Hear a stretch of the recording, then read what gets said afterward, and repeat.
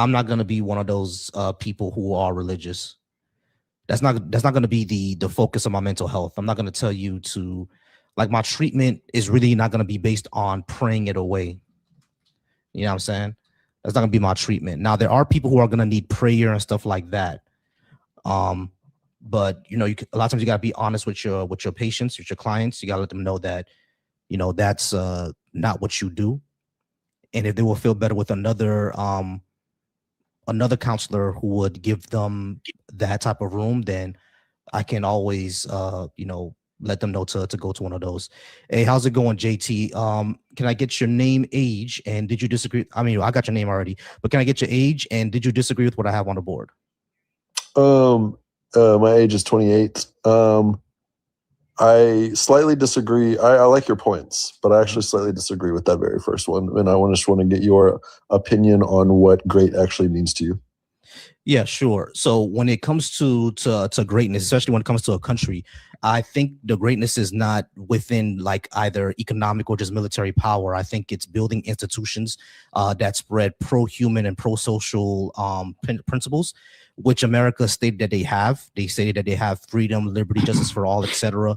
Those are pro-human and pro-social. So the institution should be built in order to spread those to all of its citizens, especially those without power. When we come to American society, we see that not only has America not done that, but in many cases fought against it. Now, that doesn't mean that they can't be doesn't mean that America can't be great. It just means that as of right now, we aren't doing that. That's what I would say. Yeah, I see it's in the past tense. America was never great. So actually, I have to disagree with your point there. The reason I'm disagreeing is I am a person that has traveled a lot in my life and not just stayed in resorts, not cruise ships and stuff like that, but has actually been immersed in the cultures of other people. I just returned from Vietnam, Thailand, Brazil, places like that, and being immersed in the culture. Based on your definition as well, I disagree with your definition as well.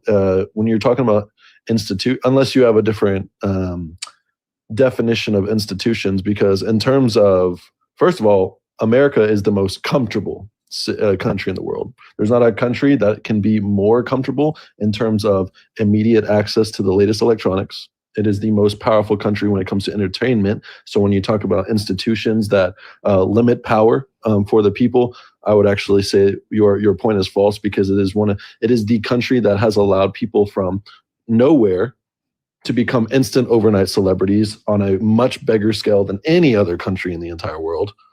And someone said in Japan, Japan has not even come close to when it comes to global celebrities overnight type of thing. I'm talking this is strictly from an entertainment perspective on the scale of America, because America is a bigger country than Japan. But in other institutions, yeah, that's correct.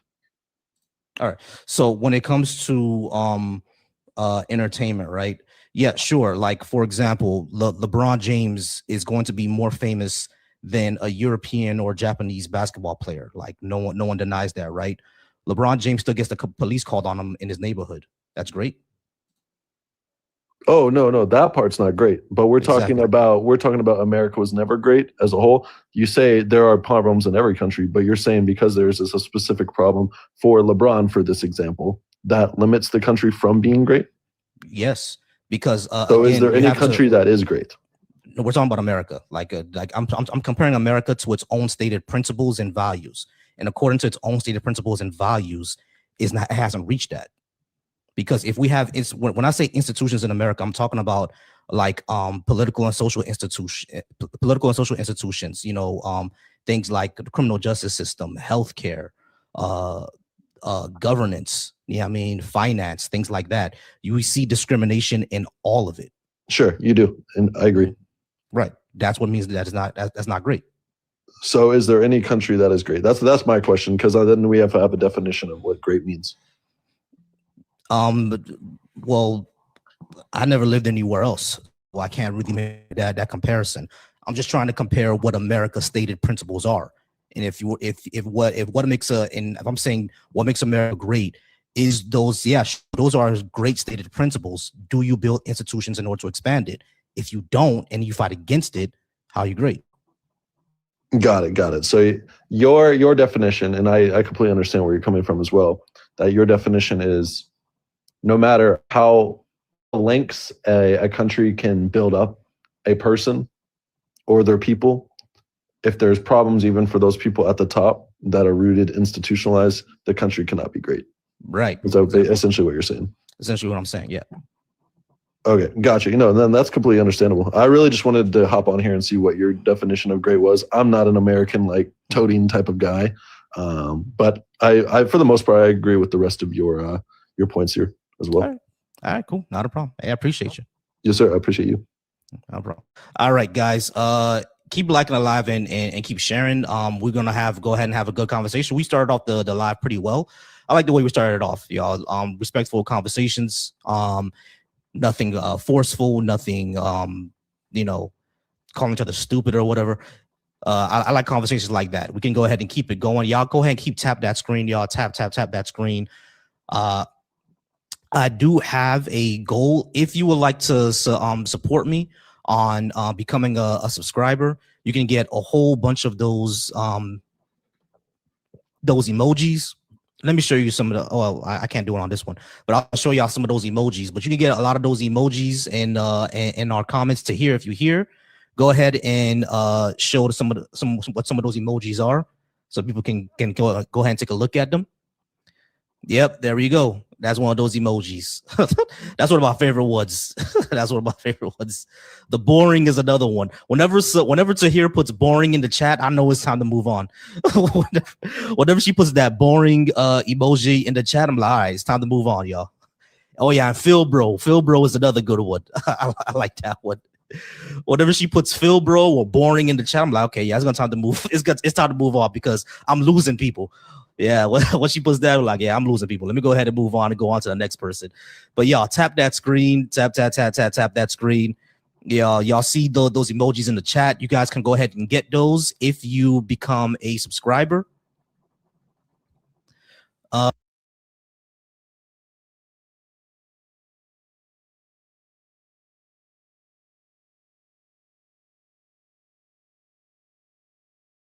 the heck? What was that? I'm talking about institutional changes and I would say cash as well. Why did it do that? That was crazy.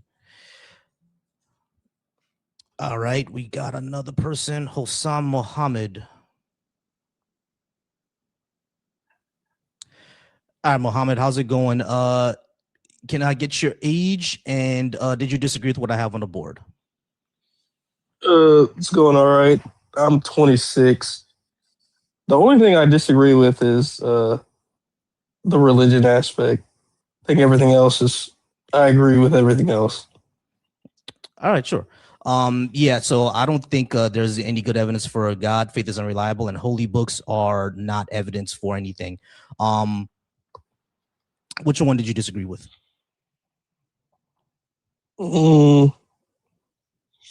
Probably the fourth point and the last point. You think there's? Oh, you think there is good evidence for a God, and holy books are evidence? Yeah. All right, sure. Why do you think holy books are? Well, let's start with the first one. What good evidence do you think there is for a God? Well, I think there has to be something that has always existed. Mm-hmm. I think that if not, you'll go through the problem of infinite regress, and that there will be nothing that ever started anything. So I think there has to be some uncaused cause that is the origin of everything.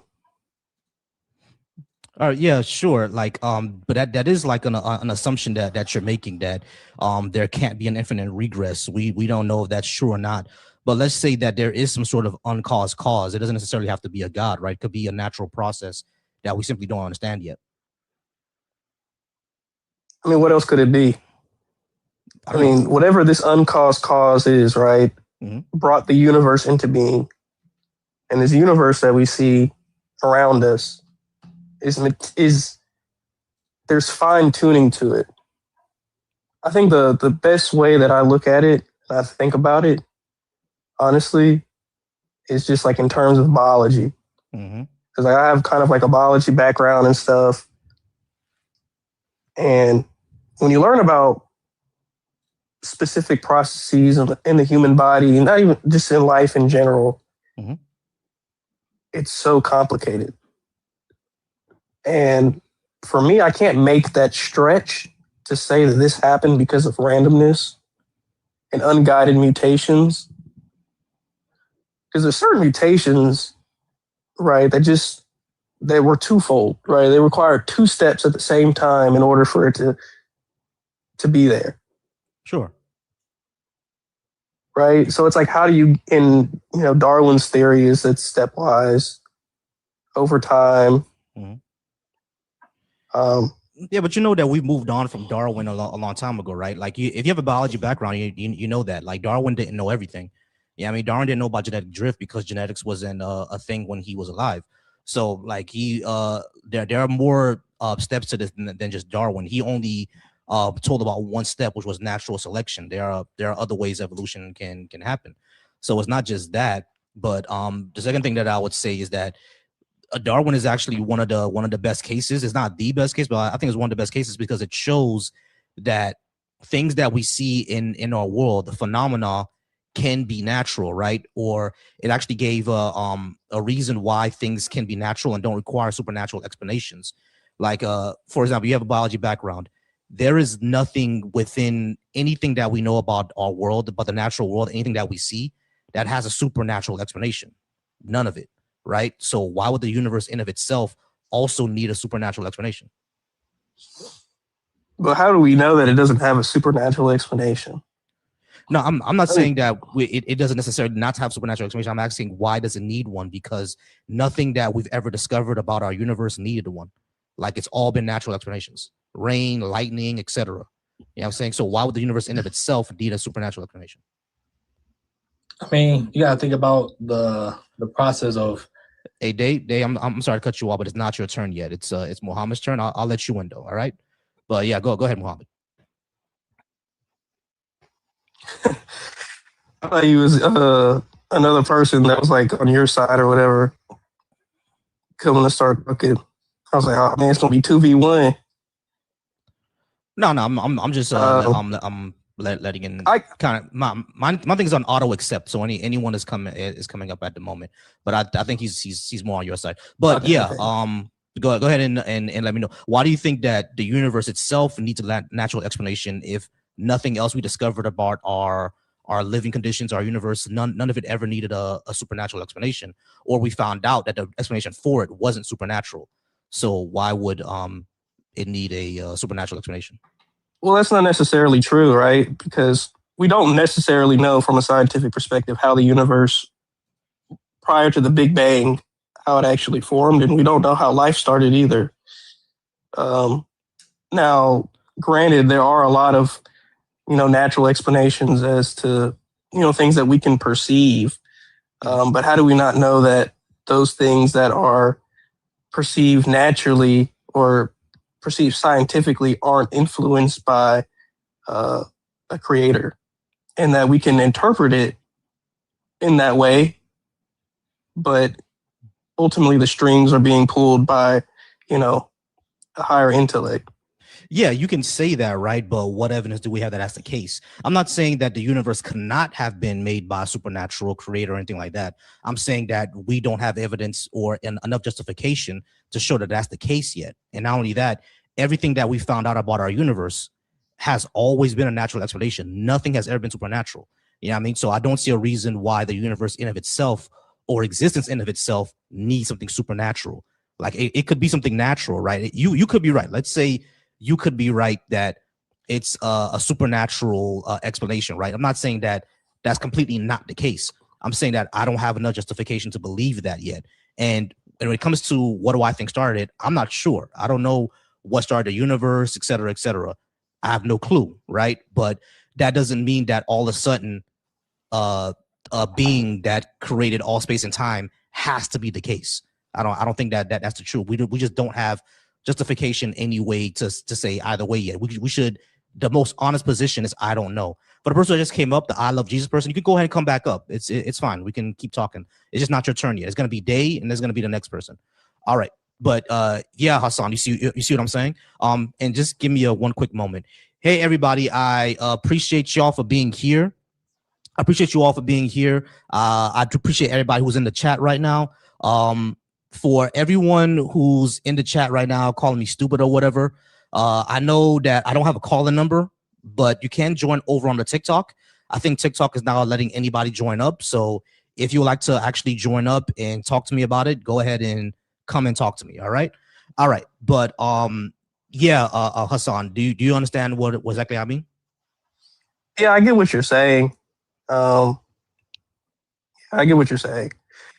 I think that, I mean, I come from like a Muslim background and stuff. So, you know, we look at this life as a test, right? And so ultimately to see that, like, whether or not you will believe in God without necessarily seeing him, without necessarily seeing, you know, miracles and things of that nature. So to me, it makes sense that, you know, we wouldn't just have an outright explanation, because then the matter would be settled and then there would be no point of the test in the first place. Yeah, I mean, yeah, I get that. I always tell people I'm not going to take it away from you. You know what I mean? Like if this is something that you live through your life because you think it makes you a better person, then yeah, sure. I'm not going to take it away from you. Then, you know, live your life, because that's what's causing you to either have hope or be a better person, et cetera, et cetera.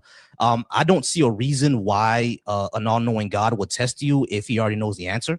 Yeah, I mean, that part doesn't make sense to me. But if it's something that you say that, hey, I don't know why he's doing that if he already knows the answer, then I could accept that. I mean, we don't know everything. You feel me? Well, I don't know. He tells us that essentially, like, yes, he knows the answer, but he decided to create us anyways, right? Because there would be people that would believe in him and would be good and live the life the way that he wanted to. And if he would have just sent people to hell in the first place, and they would have complained and said, well, you didn't even give us a chance. Right. So why not just create everybody in heaven? Well, we took a covenant. We made a covenant with God. We don't remember the covenant, obviously, but we took a covenant with God asking to take this test to reach heaven. Now, we didn't have to take this test. We could have stayed wherever we were in whatever form that we were living in before. But we made that decision. So everybody here in this life said, yes, I will take this test because of the promise of something as great as heaven. That's the Islamic belief. I got you. Now this covenant that we took that we don't remember, is it fair for us to go to hell for a covenant that we don't even remember? And because this God is not actually giving us evidence that he's true, then I can just say, well, I don't know about that covenant, so I'm not going to believe it. Why would it be fair to then send us to hell for that? Well, it depends on who the person is, right? So if the person was somebody who, let's say, they never had exposure to Islam, they never learned about it, they never heard the message of it, they're not going to be tested in that way. It's not fair. But somebody who hears the message of Islam, understands it to be true, but yet still denies it because they can't accept it for whatever reason, then that person would be sent there. Right.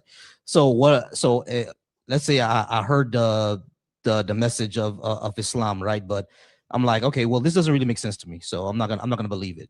Does that mean I must go to hell because something just doesn't make sense to me? In my opinion, I'm not like a scholar or anything. In my opinion, no. Okay. In my opinion, it would be that you know that it's the truth, but you have something inside of your heart, that is making you deny it. Okay, yeah, that's kind of something that I've heard from Christians as well. I mean, look, here's the thing. What I always say, right? If y'all are right, Christians and Muslims, if y'all are right, and there is an all-knowing God out there, I think that God knows better. I think that God would know my heart or whatever, and not send me to eternal punishment for not believing something that I sincerely cannot believe if I don't have justification for it. Because someone simply telling me something is not really justification that is true, right? Because if I were to tell you that I have $10 billion in the Bahamas, follow me there, quit your job tomorrow, and I'll give you $500 million. Are you going to believe me because I said so? I mean, it depends on what kind of evidence you got. Exactly. It will depend on the evidence that I got. But that's the thing. So that's exactly the type of thing that I'm saying. Like, it would really depend on the evidence. If I really don't have that, it's not really a good reason. You see, That's what I'm saying. I'm saying, like, like, not you right now, but let's say you read the Quran, and you're like, man, this part of you is like, this makes sense, but then there's another part of you that just doesn't want to accept it as the truth, even though you know it's the truth. Yeah. Then that's when I say that you would be punished. But if you read it and it just doesn't make sense, or, you know, whatever reason, let's say you never read it and you just, you know, can't ever convince yourself that God is real or not, and you don't know, would you say you're agnostic, or would you say that you're atheist? Well, I'm an agnostic atheist, meaning that I don't claim one side or the other, that there's a God or there's not a God. I don't know if there is one, but at this point in my life, I don't actually believe in one. That doesn't mean that can't change. It can change if I have some sort of justification, but right now I don't have any justification. So, and I don't see myself having that anytime in the future. All right, Muhammad, we're at 1 minute. All right. So I'm gonna go ahead and move on to the next person, but I do appreciate you being here, and you can come back anytime. All right, we'll go ahead and still talk about it. All right. All right. Good talk, man. Not a problem. Appreciate you. All right, y'all. Keep liking the live, y'all. Keep liking the live. Go ahead and tap that screen. I do appreciate y'all. Tap that screen. I do have a super chat that's pretty interesting. All right, I do have a super chat that is pretty interesting. All right, so W Striker says, funny how you'll condemn MAGA, but you never disavow the Black Hebrew Israelites. Hey, y'all, this person said that I'll never condemn the Black Hebrew Israelites. I literally have a live. I wish I could put it up right now. I'm not gonna put it up so I can mess it up. But I really I have a live every Sunday with Black Atheist Rants that literally says Black people should not be what? Christian, Muslim, or Black Hebrew Israelite. That's my live. So I don't know where you're coming from with that, Striker. Thanks for the $5 though. Thanks for that. You said you'll never acknowledge that Billion Lamb was full of crooks. It was. Like, what are you talking about? So, Striker, it's funny how you just assume shit, bro. Like, why would you do that? I'll just assume things. Hey, Mike, I saw your comment. Give me a second, all right? It's funny how you just assume things, Striker, but thanks for the $5. You know what I mean? All right, so, and resist. They appreciate Mama resist. Funny people assume. It is true. Y'all assume shit, bro. Like, why would you assume that? There's no reason to assume that. Hey, Day, I'm gonna let you go next, but Mike has something to say real quick because he has to go. Mike, what did you need to say? Because I know you have to go. Yeah, I'll try and be back in an hour, but I just wanted to talk about how with science and the Big Bang, it shows that the universe has a beginning, you know? I just wanted to point that out, you know? Yeah, sure. All right, cool. I'm gonna get you in a second. If you gotta go, just let me know in the chat, and then you can come back in like an hour, okay? Not a problem. All right, Dave, go ahead, brother. It's your time to shine. Can I get your can I get your age, please? And did you disagree with anything I had on the board? I'm 23, and I disagree with there's no evidence for a God. Cool. All right, we'll go ahead and put 15 minutes on the clock. Yeah, I don't think there's any good evidence for a God. What good evidence do you think there is? I mean, just looking at life in of itself, right? Like this would like this. So let's take away first to establish I'm a Christian, but let's just take away the religion aspect of it, right? Let's just talk about a God, right? There's a thought and a process of being of there being a God. Mm-hmm. So we know before the Big Bang, right, that there was matter and antimatter, but there was protons and neutrons that was popping in and out of existence consistently, right? Mm-hmm. So you want me to believe, right, out of all the chances that of its popping in and out of existence, that it somehow randomly, spontaneously, through years, mind you, this is before the concept of time existed, protons and neutrons came together, exploded, and ended up creating the universe. And even if that is the case, right, then that would have to mean that there would have to be some type of higher being or existence for protons and neutrons to even be there. I mean, yeah, you can make an argument that for the protons and the neutrons, well, not protons, neutrons, but basically like quarks and stuff like that, for them to exist, there had to be some sort of other universe for them to exist, or some sort of form of existence for that to happen, right? You can make that case, you can argue that. Not sure if we have any evidence of that as of yet, but you can make that that assumption, right? That doesn't get us to a God though, because you're saying that life and everything about life, right? But life can be a natural process, and everything that we've seen so far shows that life is likely an emergent property, likely a result of chemistry and physics, you know what I mean? Or physics acting upon chemistry, essentially. Same thing with the universe. You even said it. Elementary particles are popping in and out of existence, or in and out of the universe, like the quantum foam, until enough energy was built up for the expansion of the universe. Where did those elementary particles come from, or what even is the quantum foam? We don't know yet. But I don't think just because we don't know those answers, therefore God is now the correct one. That's doesn't really make sense to me. Okay, so which I understand that, but I guess for me is the conclusion of, well, if it's like going from the human body, right, then to the human cell, and then the cell within the cell, and then the cell within the cell, and then up all the way down to get the sub particle of an organism, or just matter in general. And I feel like when you get to the very bottom, you still have to question, where did it come from? And if we can't scientifically explain what the sub particle come from, then the only reasonable and logical explanation would have to be some type of higher intelligence or designer, right? It's like a house being designed by an architect, right? Even if the blueprint isn't there, we know there has to be something to create the house. The house can just be built on its own. Right, but we know houses aren't natural. Houses don't just naturally pop up in the forest, right? So, but when it comes to like protons, electrons, and leptons and quarks, we know that those are natural. Those just are part of the universe. So you will have to show first that like electrons and elementary particles are not natural. And how exactly do you do that?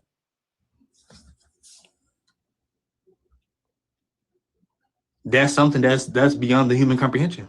That's for something that, like I said, that's beyond scientific. That I feel like that's something that, as no matter how advanced our science get, I don't think we're ever would truly get to know to that extent, because that is just beyond the human comprehension.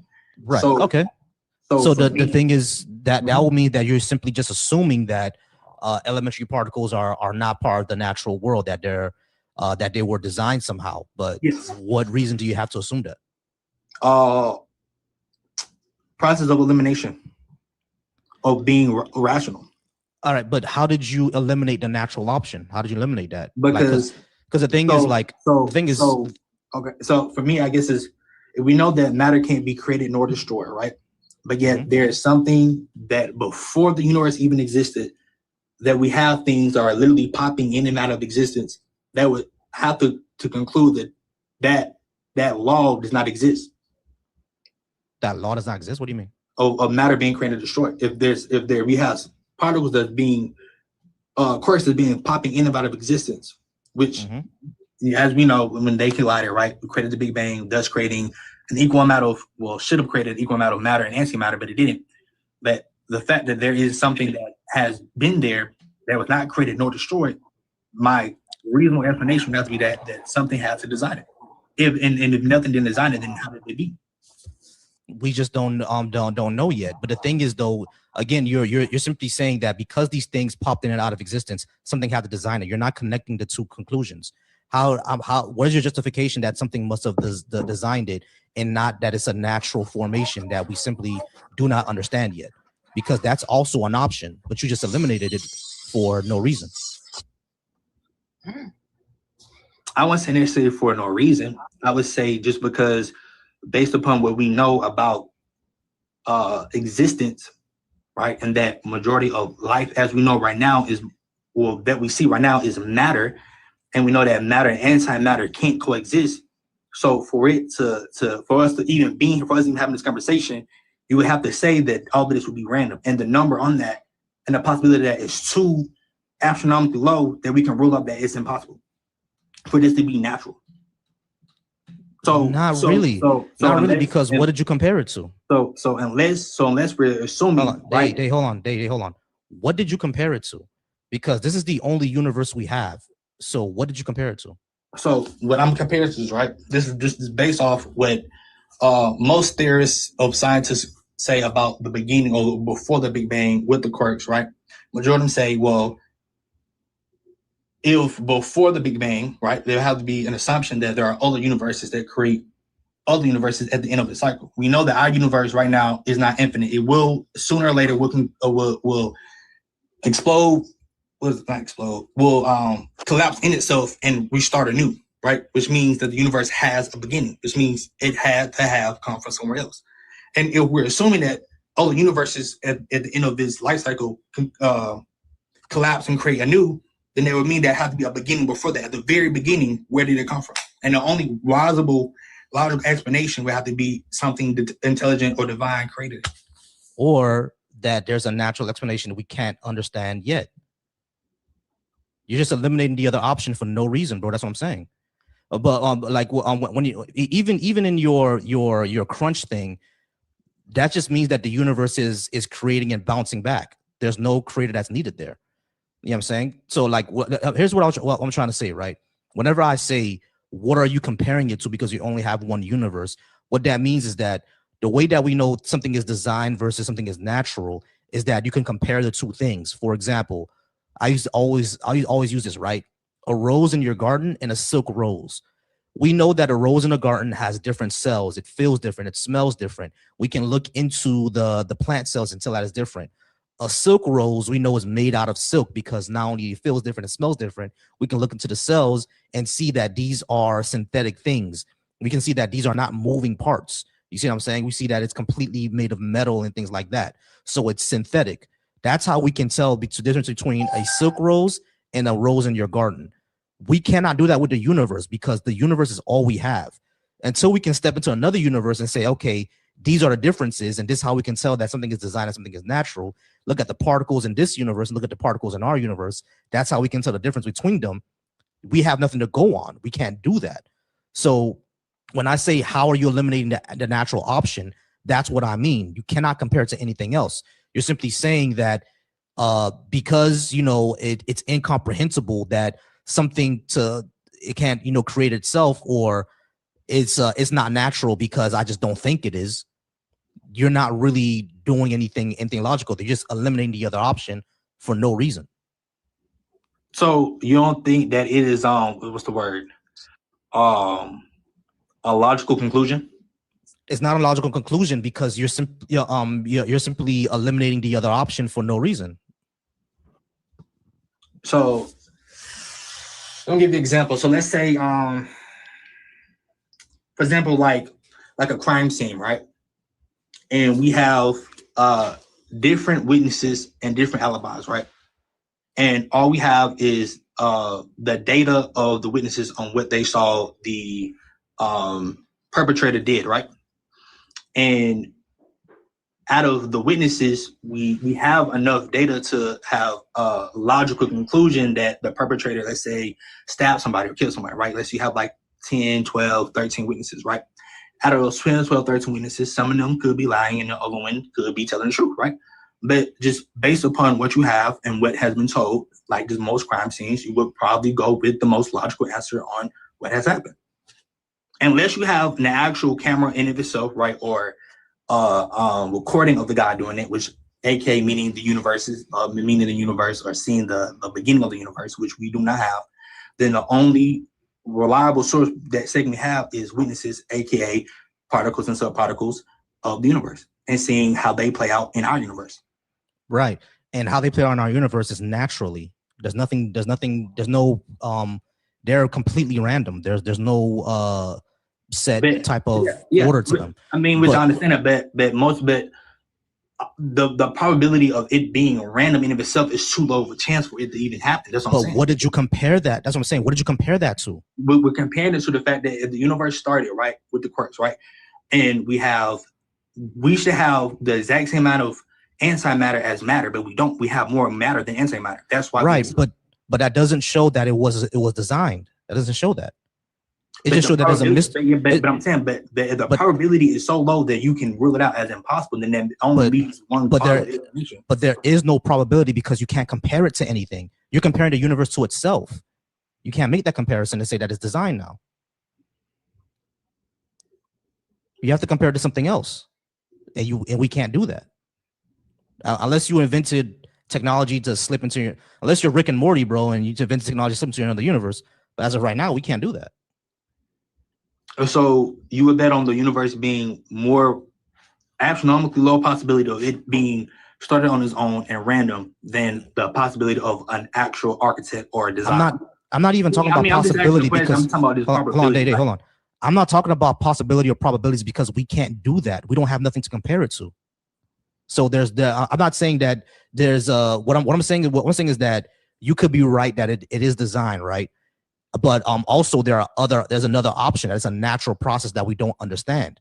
Like there's no way to compare our universe to something else to know which one's designed, which one is not. You have to compare it to something, and we can't do that. Okay. Well, let's say for right now, I'm gonna come back with more. I'm gonna study up and research some more. But it was nice talking to you, man. I appreciate it, brother. You be safe out here, man. And it's nice talking to you. You as well. I appreciate you. No problem. All right, guys, let's keep liking the live. We're at 13K. Let's try to get us to 20K, y'all. Zealot Wrath, you have to hit the guest request. There's a button right there. I'll go ahead and send you a guest request. All right, we're going to move on to Zeno. Zeno, I believe that you had a political question, and it was about reparations. Zeno, can I get your age, and what did you disagree with that I had on the board? I'm 25, and I've only ever heard like the Fox News headlines being negative about reparations. You know what I mean? I never really got an explanation from either side about how it was going to happen. So I was just wondering what your take was on that. Yeah. So did you want to know the reason for why it should happen and how it was going to happen? Yeah. I've basically, yeah. All right. Yeah. So the American government was involved, not just the American government, but private companies were not just complicit, but deliberately caused the African-American community to be in poverty. And the majority of the contemporary issues that we see within the African-American community is because of that targeting by them, by the government and by private entities, not just slavery, but also black codes, even the war on drugs, redlining, especially redlining. That's the biggest one, etc. So, and of course, discrimination, Jim Crow, those things all set the black community back economically, socially, politically, etc. So because the government was involved in it, and because these private institutions were also involved in that, they should be the ones to repair it because they damaged the black community. So that's the reason why it should happen, and because it's simply the right thing to do. We've done it in our past history before. When Italian Americans first came to this country, in the largest group lynching ever happened, I think it was 34 Italian Americans who were lynched in New Orleans. The city of New Orleans, I think matter of fact, the governor of Louisiana paid them reparations. Japanese as well. When the Japanese were in internment camps, that damaged the Japanese community. They paid them reparations. That would happen in the 1980s under Ronald Reagan. You see what I'm saying? So when it comes to black people and people are somehow against it, even though we know this history that the government damaged the black community and all of a sudden it's a problem, it seems strange to me. That's what I would say. It's just the right thing to do, and there's a economic and moral reason and political reason for it. Now, how it should happen, I think there should be twofold. Number one should be straight up cash reparations, and number two should be institutional changes. Now, when it comes to cash reparations, you can mully around on how it should happen or how much it should be the case. I think most people settle around $100, $125, maybe $150,000 for African American communities, or families, I should say. Now, if it's going to families, that doesn't mean that some 5-year-old living in Detroit is going to get $125,000. He doesn't even have a bank account. You see what I'm saying? So to go to his parents, you know what I'm saying, or his parents or his grandmother or the family that he lives with, essentially, the black family that he has. If they're an orphan, I think that it should work out a different way. Probably could be kept in trust until they become of age, right? So it should go to those families, and those families could be able to economically build themselves up. That's number one. But the second thing I would say is institutional changes. Institutional changes mean to the criminal justice system. The criminal justice system we have now is basically slave catching. it doesn't only affect African Americans, even though it targets African Americans, but it doesn't only affect us. It also affects poor whites and poor Hispanics, because guess what? Poor whites and poor Hispanics are also part of the slave class. You know what I mean? So we're targeted first, African Americans, but poor Hispanics and poor whites are also the target, which is why, you know, the war on drugs needs to stop. So yeah, end the war on drugs, reform our entire criminal justice system. I would say tear it down and build it back up. But the most part, I would say, is our education system. What I would say is to put in a pilot program in all red line communities, those red line areas where the schools did not get the funding to go ahead and give Black children proper education. Not only do we properly fund those schools, not through taxes, but through federal dollars, we properly fund those schools. And within those schools, put a pilot program where every single student graduates with a trade, whether that's being an LPN, whether that's getting your CDL, whether that's being a welder, a plumber, whether that's getting some sort of certification in software engineering, or what's the other one? Cybersecurity, things like that. Whether you get any of those type of certifications, all of those should be for every single high school in those red line areas, and we know what they are too, because we have maps of them, literally maps of them. In those red line areas, those high schools should receive that pilot program, proper funding in those pilot programs, because once those kids graduate as some sort of CDL, as an LPN, as a plumber, as a cyber security officer, et cetera, they will be now be able to economically build themselves up, because now they'll graduate high school immediately with a certification in their hand in order for them to go into the workforce. And even if college doesn't work out for them, they can still fall back on their certification, and that would economically build up these communities. They don't have to leave these communities either in order for them to build themselves up. They can stay in these communities. They can be electricians in those communities. They can be plumbers in those communities, and be able to build those communities up as well. So those will be the two ways. That's my reason for doing it, and the way that we can do it. What do you think, Zeno? So I appreciate the way you articulated that, because most people on the street, you know, they just stop at the headline and start screaming that over and over. That's the first time I've heard an actual explanation on it, and it makes a lot of sense where you're coming from. I just have a few more questions. So circling back to where you said it affects everybody, I can definitely resonate with that, because I grew up in Appalachia, specifically in a poor neighborhood that was ruined by industrialization. And I'm sure you've seen how all these private conglomerate corporations have ruined rural areas by over industrializing them without supporting the people within them through like the coal mines and stuff like that. My question is, would the reparations come on a rate in terms of who pays it? Would it come on an ethnic basis, or would it specifically be paid out on like a class level? Because I'm not, my family is immigrants on my dad's side. They came from Poland in the 19-teens, like during the Roosevelt era, Teddy Roosevelt. And my mom's side is Native, Cheyenne and Sioux.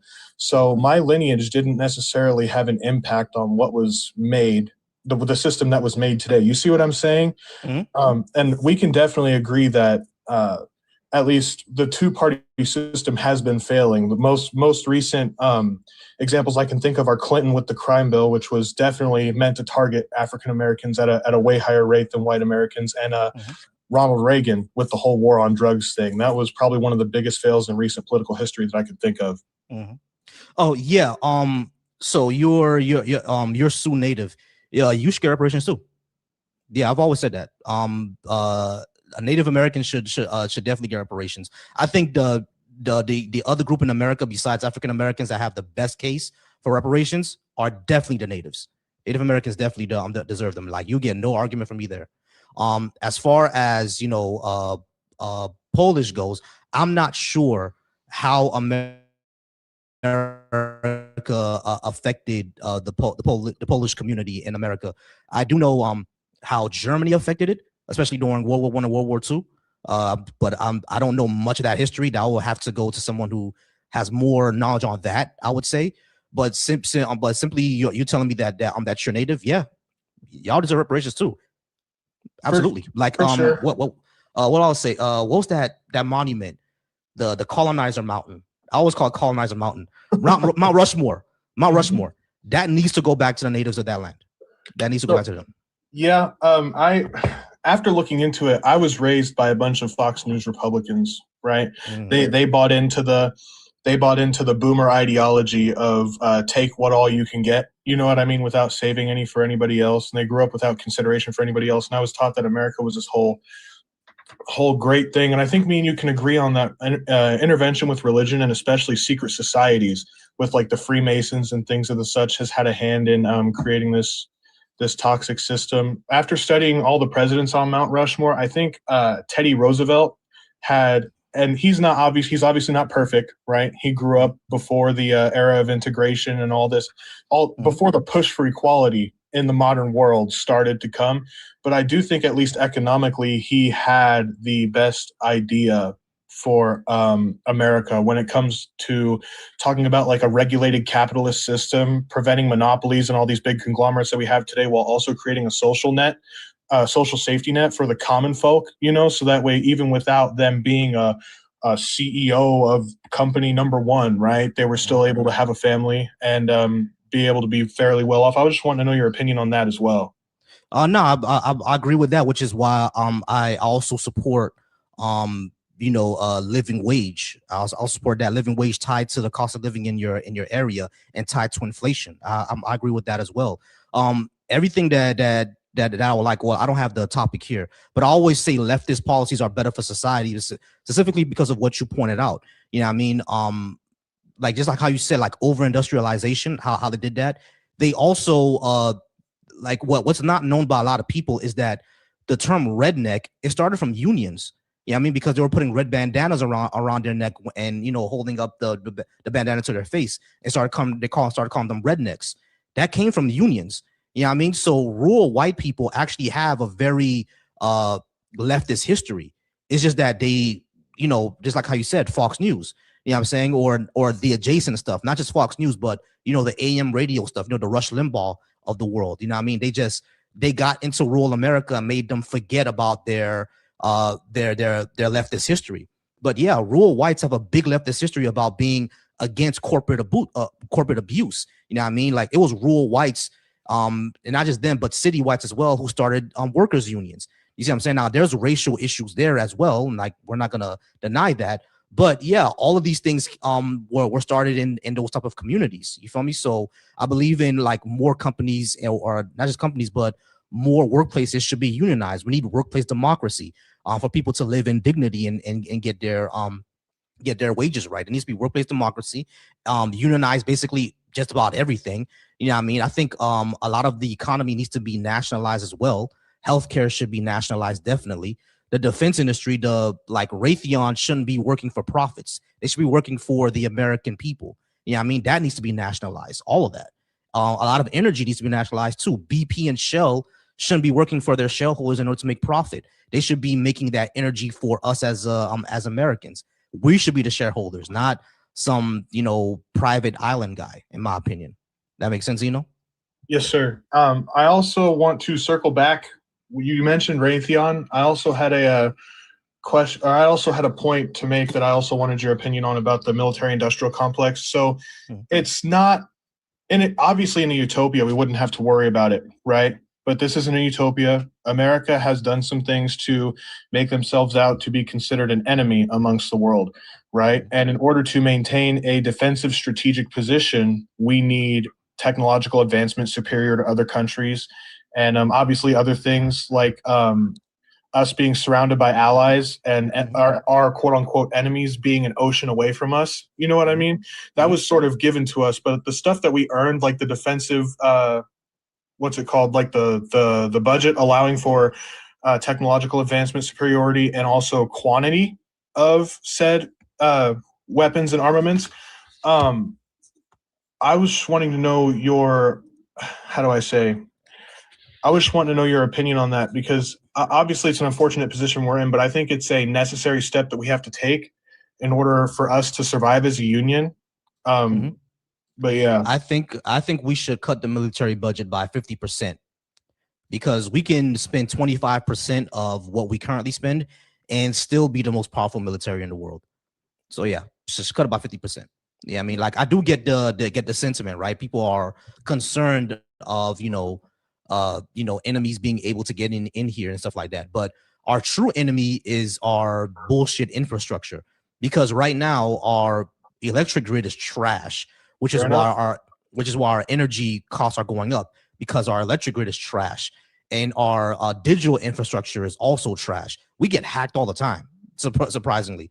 You know what I mean? So all, a country like North Korea or some shit has to do is hack our grid, shut everything down, and we'll go to anarchy within an hour.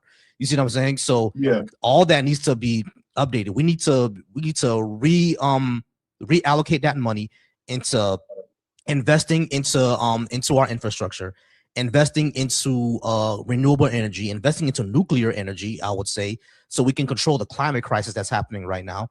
You know what I'm saying? We should cut much of that budget and reallocate it into there. That's what I would say, because we'll still be the most powerful military in the world, even with the 50% budget. We do have 1 minute left, Zeno, and I gotta go ahead and move on. I got one more question. As to the social safety net, how would that be regulated first? Because all these you see nowadays, all these benefits are handed towards people that just came into the country, and rightfully so. If you're a U.S. if you come into the country seeking a better life, you should be given a hand up. But I firmly believe that people who are here first should at least be at the front of the line because they've been struggling under the system for the longest. You know what I mean? So I was just wondering your take on that. So I used to work in social services, right? A lot of people tend to assume that if you just came into the country, you just get social services. That depends highly on where you live. Here in Florida, right? If you were a new entry from Haiti or Cuba, you had to, number one, have a work visa, and number two, be tied to a social. If you didn't have any of those, you didn't get anything. You didn't get food stamps, you didn't get cash assistance, you didn't get Section 8, you didn't get anything. You know what I'm saying? You were just asked out on your own. As a matter of fact, Florida is even more harsh, because like it doesn't even matter if you're poor and on the street.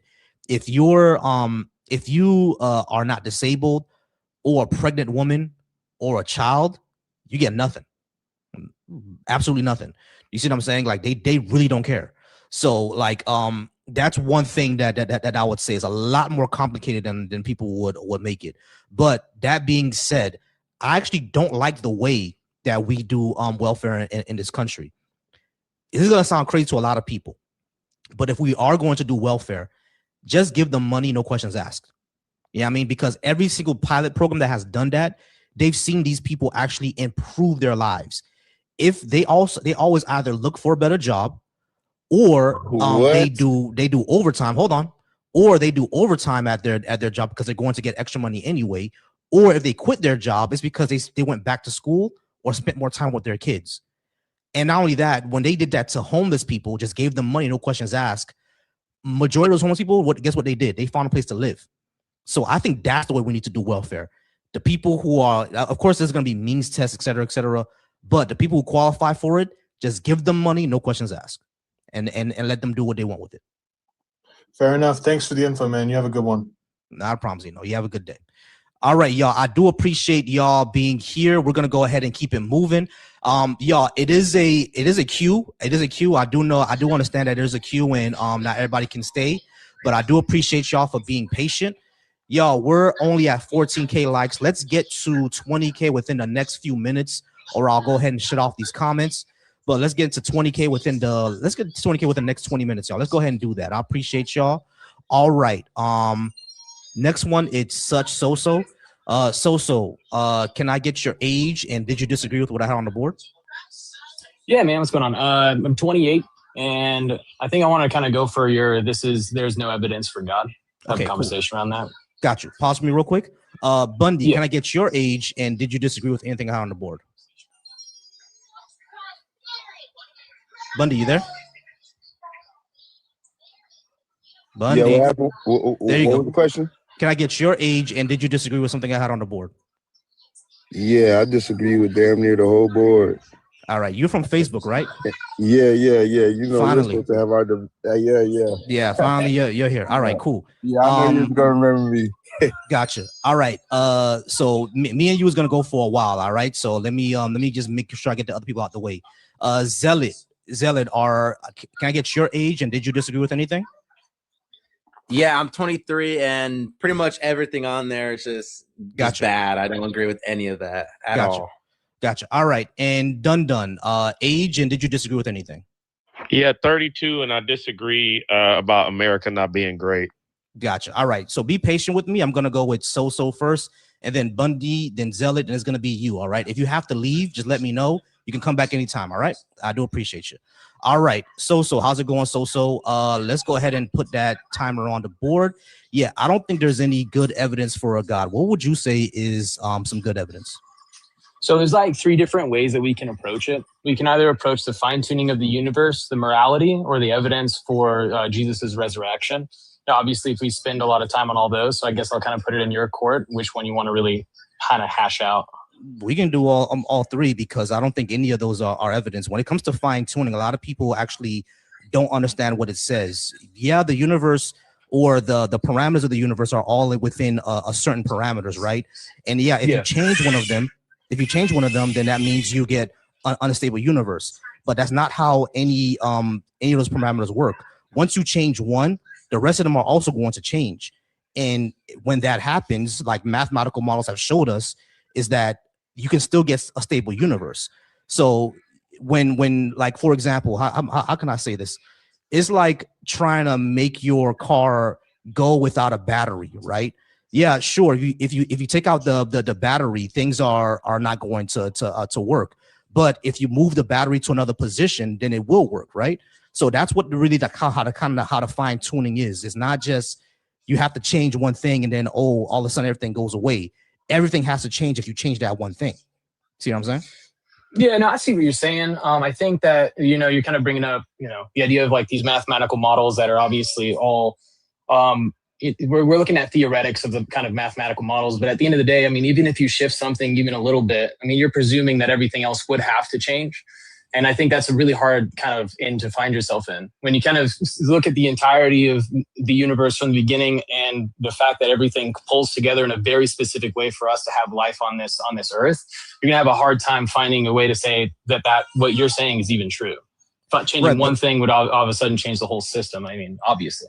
Yeah. I mean, yeah, exactly. But I'm not just saying that. That's what the physicists say when it came to this whole fine tuning thing. They're like, folks don't understand what it means. Yeah, if you change the parameters of gravity, all of a sudden, atoms can't stay together. But that's not how any of this works. You have to change all the other things. Like, you can't change one thing and the rest of it stays the same. So that's not really, when it comes to fine tuning, it doesn't show that anything is designed. It just shows that, this is how our universe works. We can't step into another universe to see their parameters, right? But like in our universe, these are the parameters. But that doesn't mean that if you shift those parameters a little bit, all of a sudden nothing works. It can still work. It just won't be what we recognize.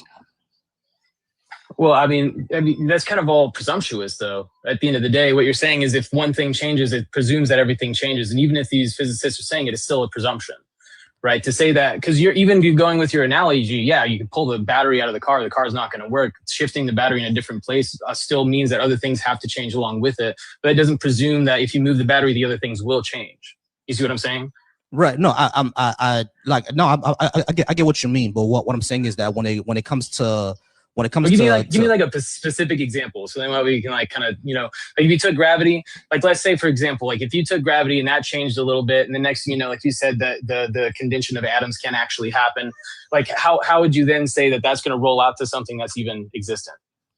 Right. What I'm saying is that what we recognize as existence, we probably wouldn't recognize it. What I'm saying is that the universes can still stay stable if you change parameters, but you just can't change one of them. Based on that's not how. Though? That's what I'm trying to understand. Like you're saying it's true if that happens, but what is it based on?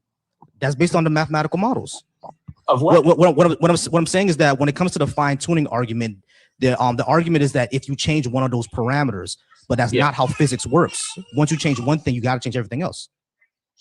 Well, yeah, I mean, that's kind of that's the argument, right? Saying that if you change one thing, it dismantles the entirety of the physics. And so what you're saying is that there's physical models that can prove that if you dismantle one thing, the entirety of it will change. I don't know if that, I mean, you're going to a whole world of theory then at that point. Right. But what I'm saying is that that's what the models show. Every time if like, for example, you can't change gravity without changing the strong force and the weak force. All of it has to change at the same time.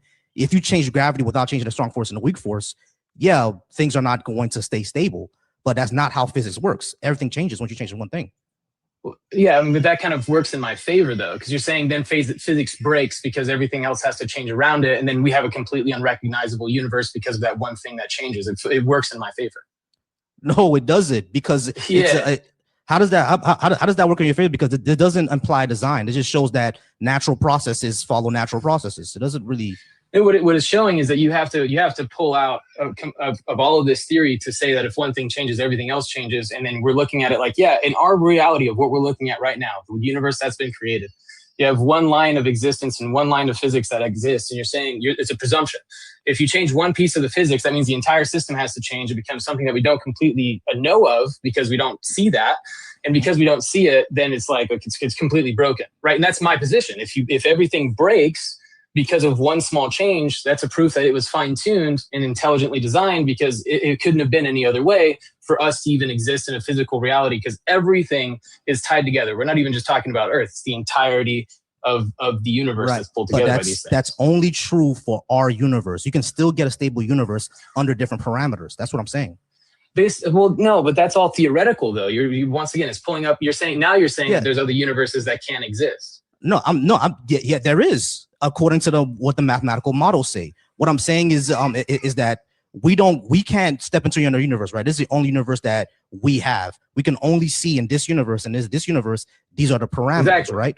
So what I'm saying is that when they run these models and say, can a stable universe exist under different parameters? And it shows that yes, a stable universe can exist under different parameters. We just can't get to those universes, of course. Like that's not the case. Right. But what I'm saying is that this is only for. I get it. So what I'm saying is, in the sense of like, I get you, but what I'm trying to say is that that doesn't really show that our universe is somehow like design or anything like that. Because again, like I told the first person that was here, we have nothing to compare this to.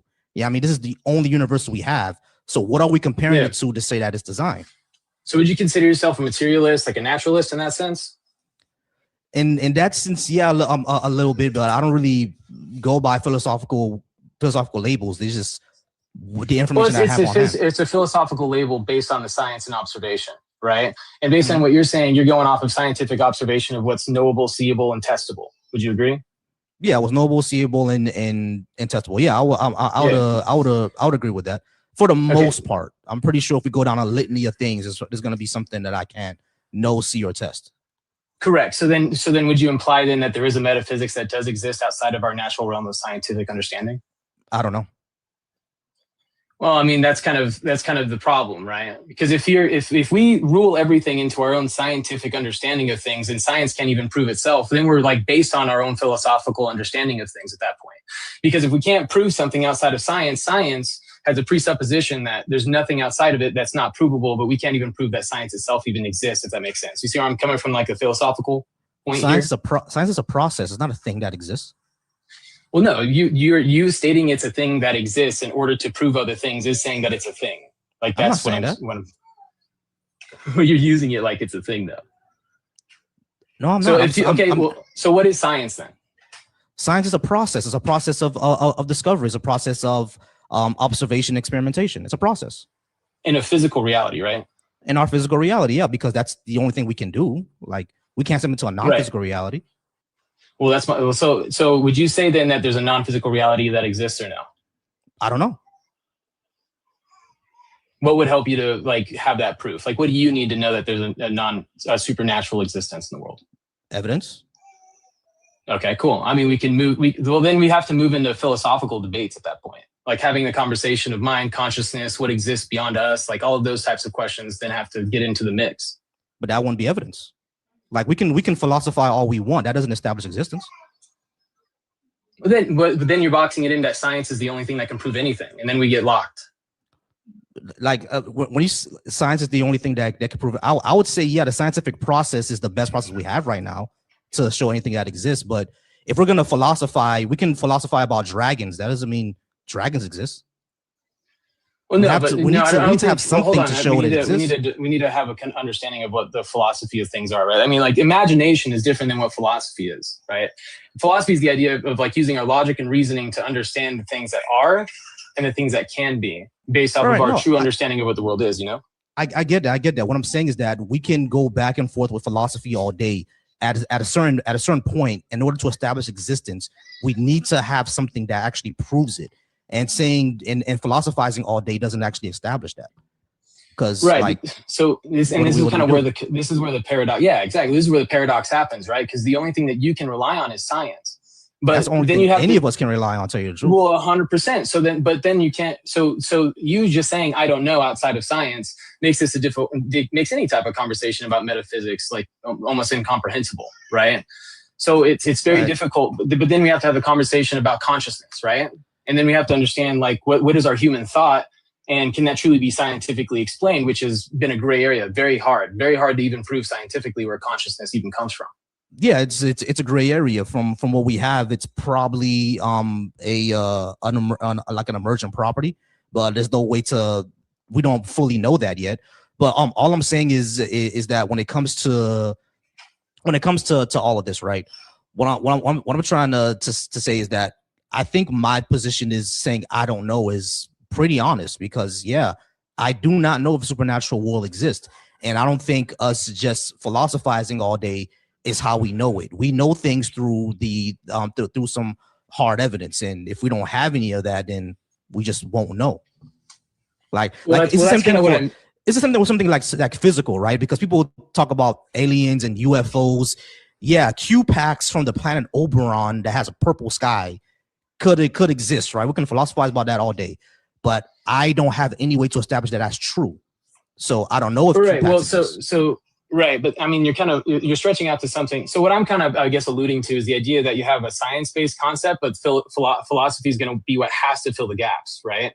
Because it comes to a point where you can't scientifically prove consciousness, but you're thinking, and that's evidence that it's true, that something exists, that your consciousness does exist. But science and materialism is going to put you into a box where the only thing that you can do to describe that is firing neurons in the brain. But you and I can both agree that doesn't necessarily prove that consciousness is just that. And that's where we have to, there comes to a point where like, there's obviously evidence for that. Scientifically speaking, you even existing, you and I having a conversation is proof that consciousness exists, but we can't scientifically prove that. So that's what I mean. Like there are things that do exist that you can't prove by science, but it does exist and it is true. And we know that. And and that's where we can move into like morality if you really wanted to, but if when it comes to consciousness, right? Yeah, just like how you said before, we can't show that firing neurons and the chemicals in our brain, that's the only thing consciousness is. We can't prove anything beyond that. But one thing that is very, very important is that we've never detected consciousness without that. So that may be all it is. It might just be an emergent property because we haven't detected consciousness without any of that. There's never been a brain that we've seen that doesn't have chemicals, not firing neurons, but consciousness is there. That's never happened. So it's basically that, or that's all the proof that we have that it is.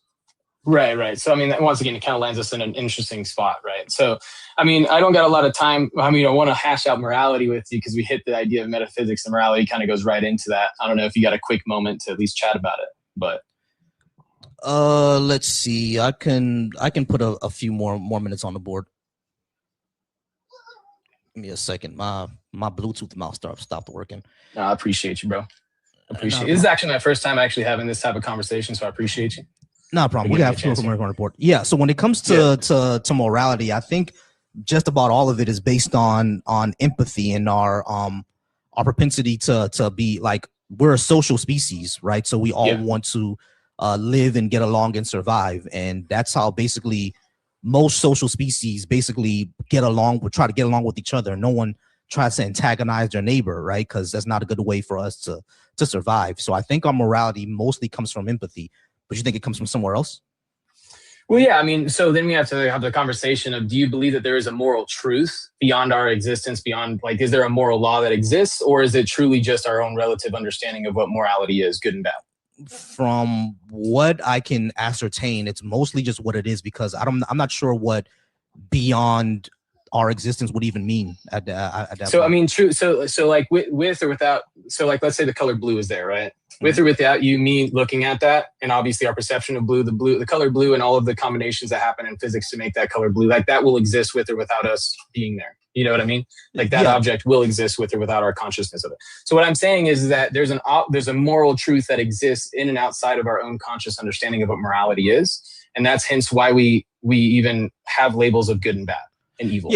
Yeah, but the thing is about that is that when it comes to colors, right, those comes in actual wavelengths like photons. When something that's actually physical. When it comes to morality, it's not. So how do we even show that there's something beyond? Like what do we do?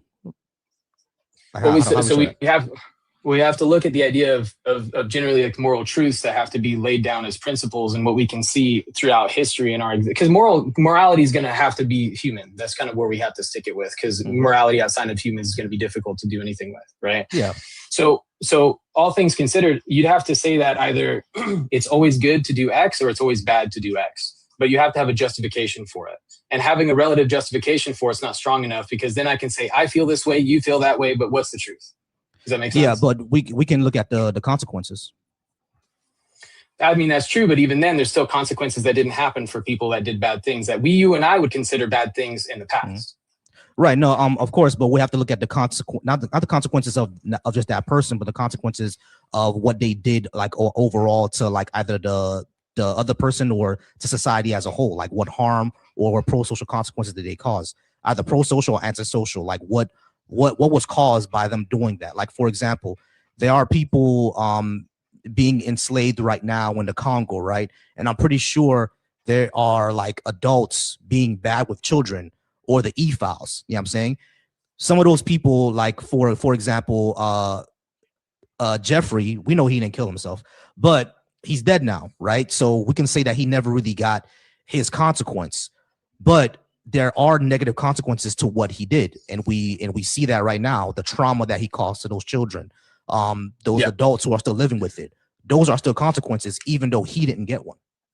See what I mean? Yeah, no, I see what you're saying from that. I guess like what I'm trying to also point out is it's not just, I think we can all agree there's like a bigger picture to this, and I don't want to take more time if I need to. I'll try to make the point and then we can kind of move on if you need to. But we can all agree on some very obvious principles that have happened in reality and past that's kind of proved that, right? E-files, like egregious acts that happen towards each other physically, death, murder, all of these things we can get down to. But then we have to kind of move down into a different tier of is it or is it not, right? And whether or not, like, for example, like lying in certain situations, right? You can't say like all lies are bad either, right? But at the end of the day, there's gonna be a principle as to how lies are actually gonna be portrayed and really where that's gonna come from. And there's gonna be go ahead. No, I was gonna let you finish, but I was gonna say, yeah, I agree with that, and that for me, it goes back to consequences, because there are lies that are gonna happen, right? Like the common argument is the Anne Frank argument. Like, would you stop the Nazis from taking Anne Frank? Yeah, I will lie about that, because the consequences of her family being found out is that they're going to be, brutal, like killed in a brutal fashion. And the consequences of me lying to them is that I save people's lives. You see what I'm saying? So, but then you have another consequence of, cheating on your wife. If you lie about it, and then, she finds out, what happens? You traumatize your wife, you end your marriage. If you have children, they're probably not going to trust you anymore. You cause a whole bunch of negative consequences. So like that's why it goes back to me to, how do we say something is right or wrong? Even if you feel one way, not for another way, look at the consequences. Yeah. All right, cool, man. I appreciate you. I appreciate your time. All right, not a problem. Hey, I appreciate you. So come back anytime. All right. Yes, sir. All right, guys. I do appreciate y'all being here. Hey, Bundy, if you don't mind giving me a second, I gotta get my mouse to start working again. Give me 1 second. All right, I'll be back, you guys. Y'all keep tapping that screen. Don't worry, I didn't leave. I'm just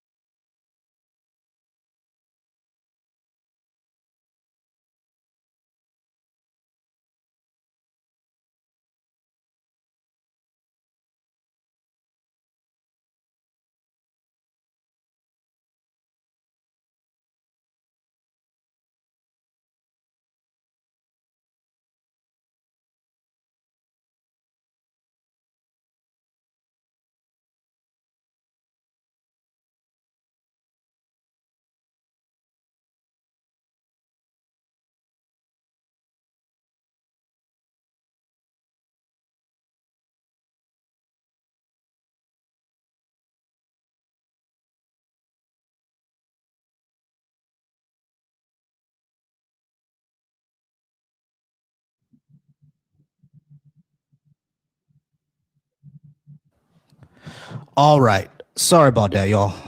I just had to do something really quickly. All right, Bundy, it's been a long time coming. And yeah, you can always join anytime. All right, Bundy, for you, I'm gonna go ahead and hey, what's going on, Caddy?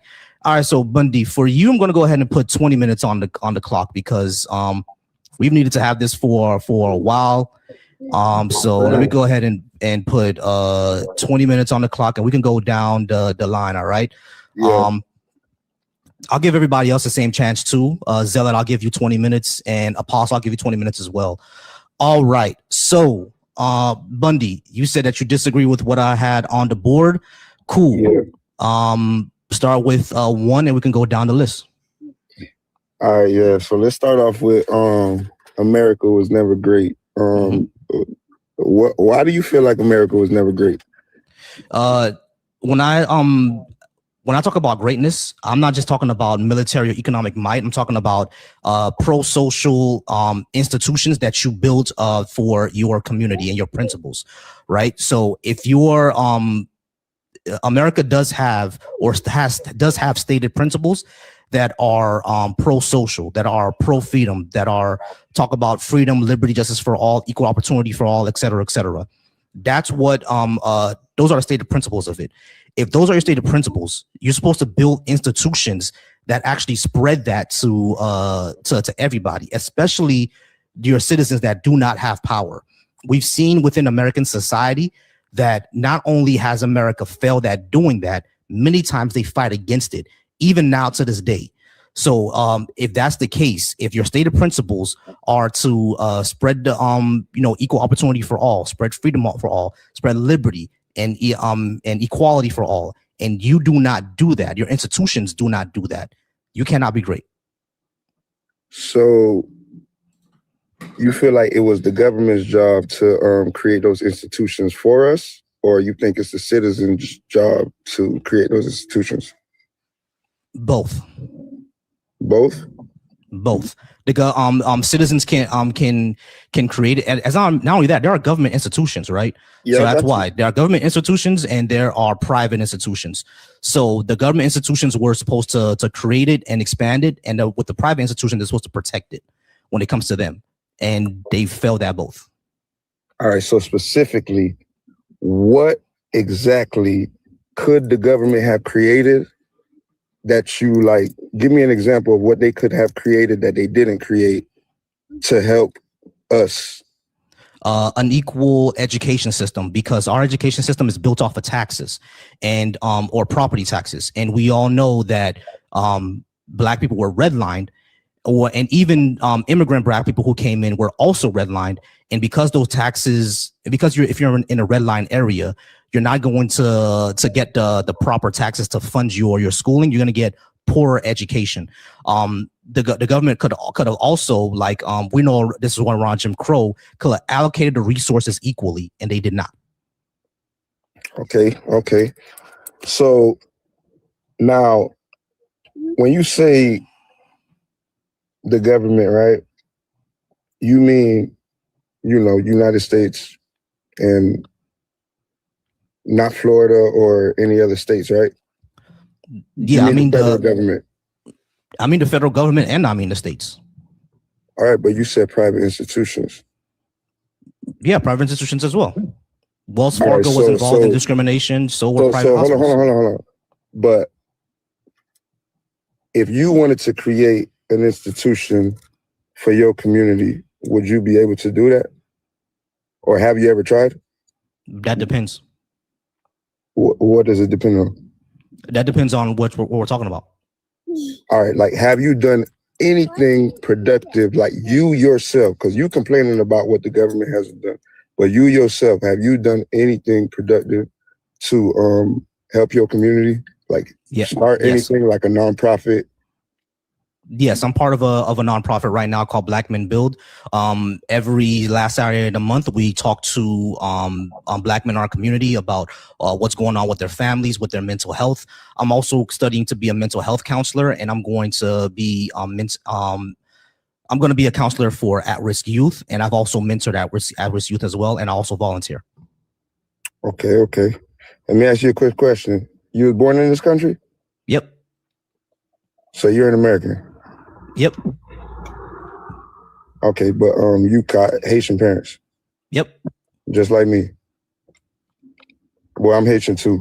You should know that from Facebook, but I'm Haitian too. So why do you think, if this country wasn't so great, why did your parents migrate here? Economic opportunity. Isn't that a good thing? I told you I don't measure greatness by that. But did you not benefit from it? Of course I did. So isn't that a good thing? It's a good thing that I benefited from it, yeah.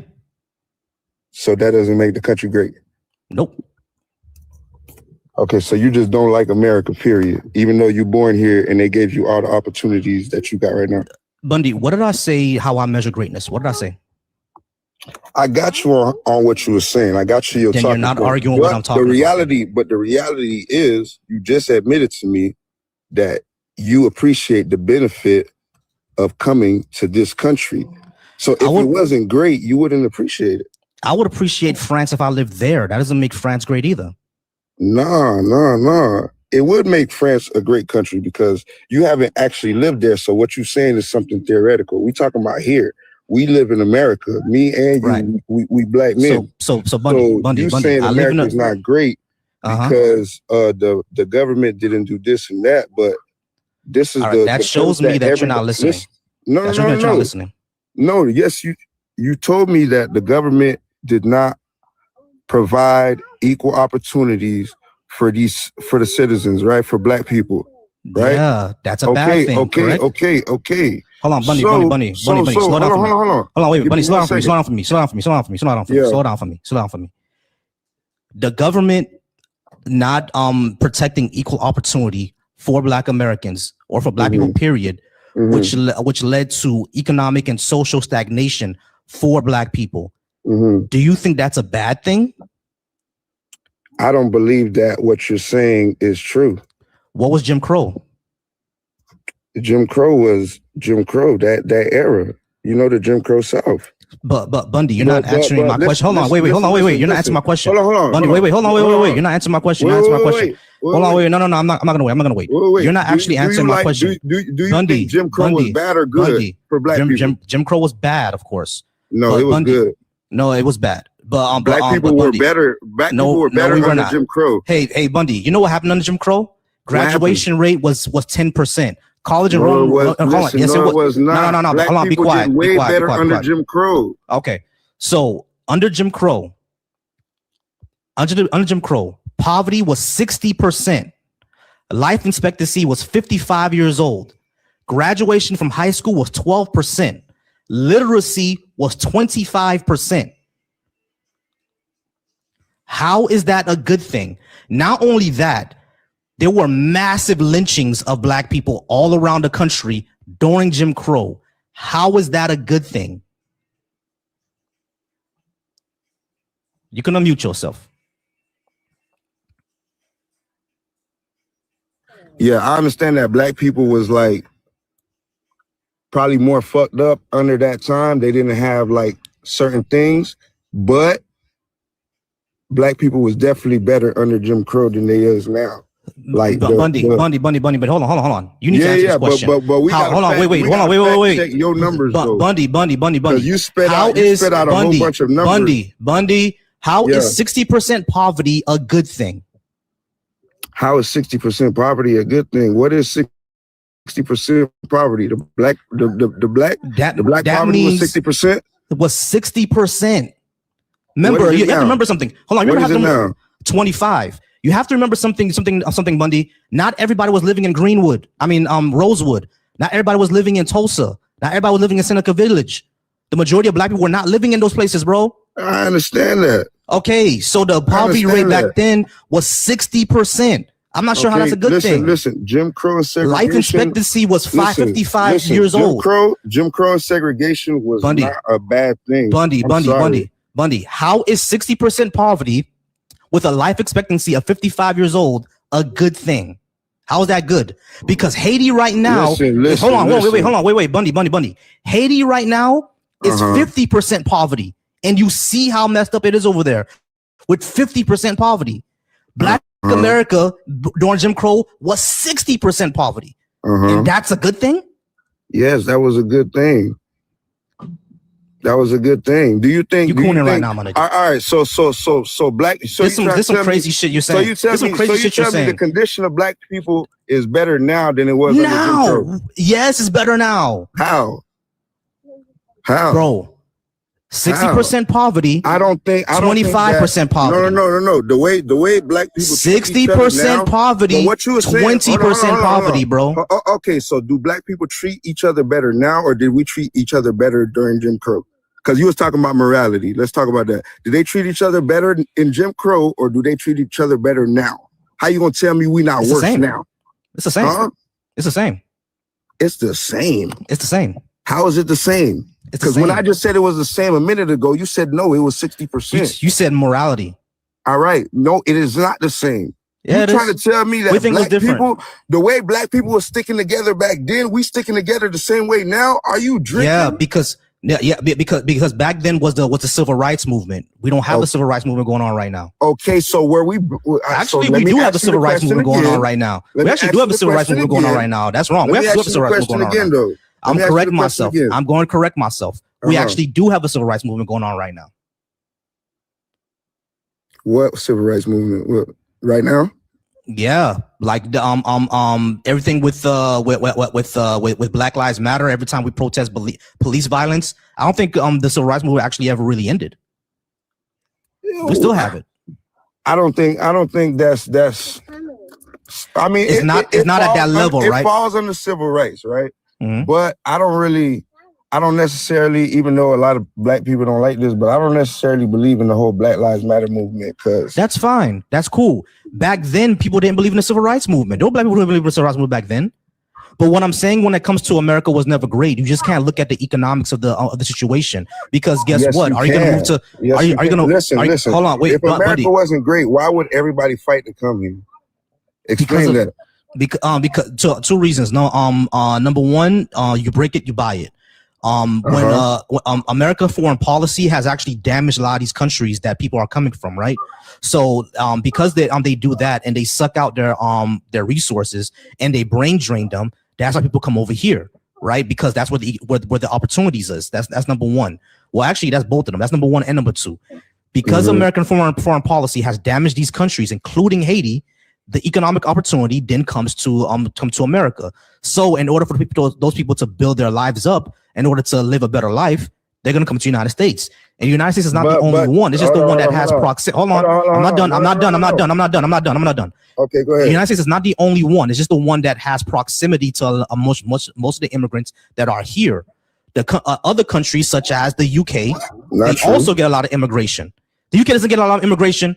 No, that's not what I was saying. Not true. Okay, you said hold on, wait. Let me finish. But we got a lot of Asians. Let me just finish it, bro. We got a lot of Asians here. Let me just finish it, bro. At all. Let me finish. Okay, go ahead.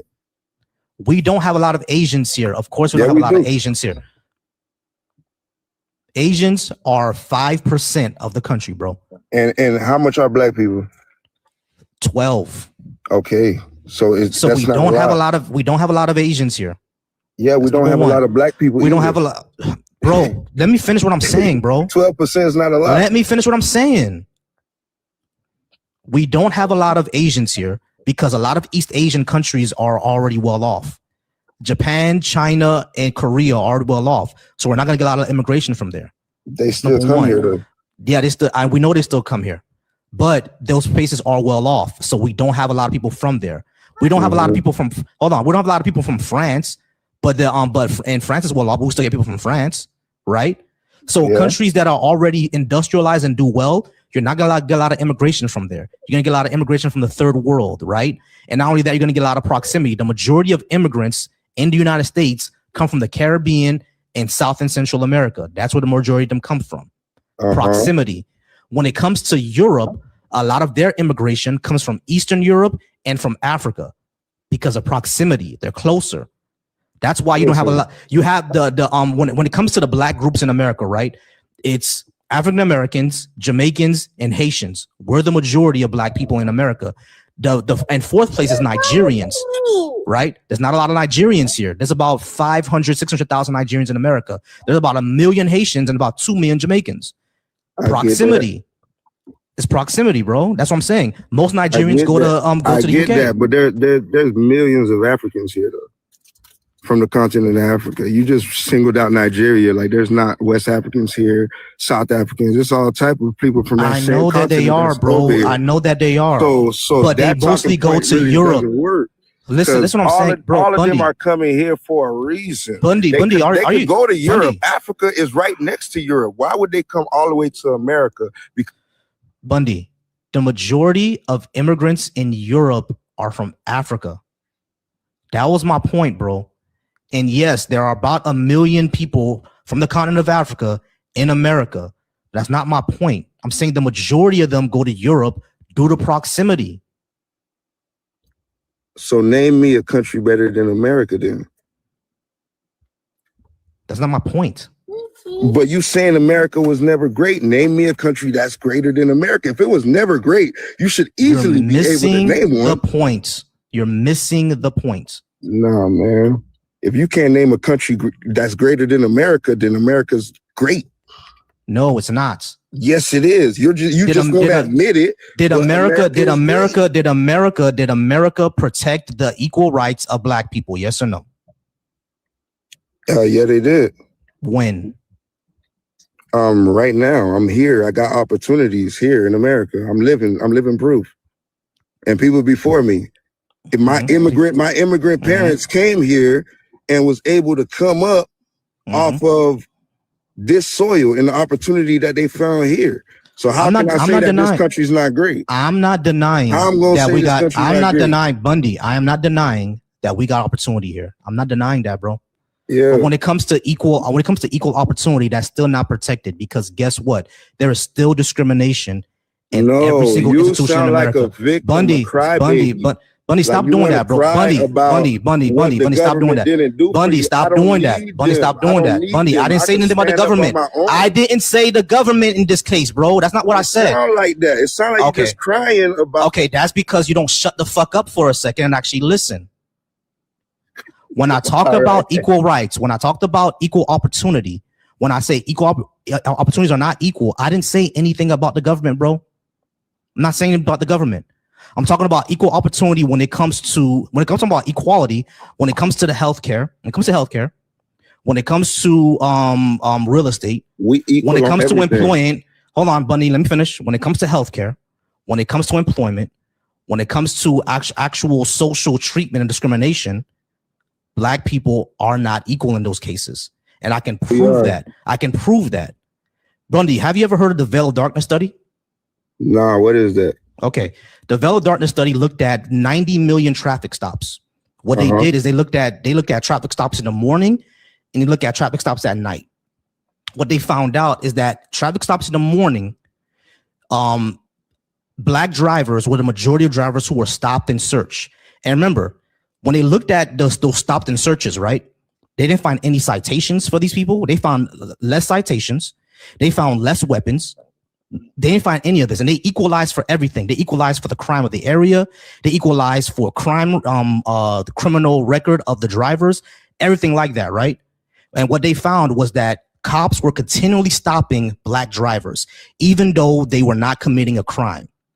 Then when they came to nighttime, where it's harder for you to see the race of the driver, the stops equaled out. This study shows that Black drivers are being targeted. If there's not discrimination in America, especially when it comes to criminal justice, how do you explain that? So you trying to tell me that Black people don't commit more crimes? No. Well, we don't? No. Nah, I live with criminals, bro. So did I. I grew up in Little Haiti, bro. All right. So you ain't finna tell me that we don't commit more crimes. We don't. We don't. Yes, they do. We don't. Yes, the majority of people arrested for rape are white. The majority of people arrested for assault are white. The majority of people who are arrested for arson, violent arson, meaning to hurt somebody, are white. 77% of the convictions for child pornography and child abuse and child sexual abuse are white men. The majority of mass shooters are white men. The majority of serial killers, white men. So black people do not commit the majority of the crimes. 45% of the arrests, according to the FBI, 45% of the arrests are white men. So saying that black people commit most of the crime does not match up with the numbers. So how do we populate majority of the prisons if we don't all these crimes? We don't. The prison population is 32% black. We don't. Get out of here. You're wrong. Okay, you want me to look it up? Get out of here. Prison population by race. Get out Prison of population here. by race. 32%. Even 32% is a high amount. All right. Federal Bureau of Prisons 2026. 38.4% black. All right. 3% Native That's American. Federal prisons. Hold on. Let me listen. 34% black, 3% Native American, 1% Asian, 57% white. That's federal prison. Now in state prisons, you're correct. Now in go. state prisons, black people are 34, white people are 32. Hispanics are what? Hispanics are 21. But guess what? A lot of the Hispanics are actually white. Listen, man. Listen, when you're talking to somebody that's been there. I've been locked up 17 times. When it comes to that, bro, like, I understand every now and again you're gonna find somebody that's probably locked up and they probably innocent, but the number is less than 1%, bro. I guarantee you. Hold on. You said everybody's not really your claim. targeted. Hold on, Bundy. Yeah. Number one, you didn't actually address my previous point. The study that I showed about the Veil of Darkness study objectively shows that black drivers are being targeted. Objectively. Okay. That's number one. That's drivers. But hold on. Stop. Bundy, wait, stop. Number two, when it comes to crime, the majority of people who are arrested in this country for crime are white. And the majority of the heinous crimes, convictions are white. And the majority of exonerations, not just for murder, but for the majority of crimes, exonerations, meaning that they were wrongfully convicted, are black. Which shows that we are being targeted, Bundy. You cannot deny that. So when you say, hold on, wait. I completely debunked you, bro. We do not commit the majority of crimes. We do not commit the majority of crimes, bro. It's a straw man you're making. We do not commit the majority of crimes. We do not commit the majority of crimes because, hold on, how do we commit the majority of crimes when 77% of the arrests for convictions for child sexual abuse are white men? So how do we commit the majority? You're singling out one charge. Okay, what are all the other charges? White people are known. What are all the other charges? That's like saying 100% of the mass school shootings were done by Bundy. Let's go down all of the crimes. Shut the fuck up. It's not your turn. Then why do you let's go down all the crimes. Let's go down all the crimes, right? Let's do it. All right, let's go down all the crimes. Name a crime. Okay, let's go burglary. Burglary, I think that's white. Burglary, robbery is black. Robbery is black. I think burglary is right. Burglary? Go look it up. Who do more burglaries, white people or black people?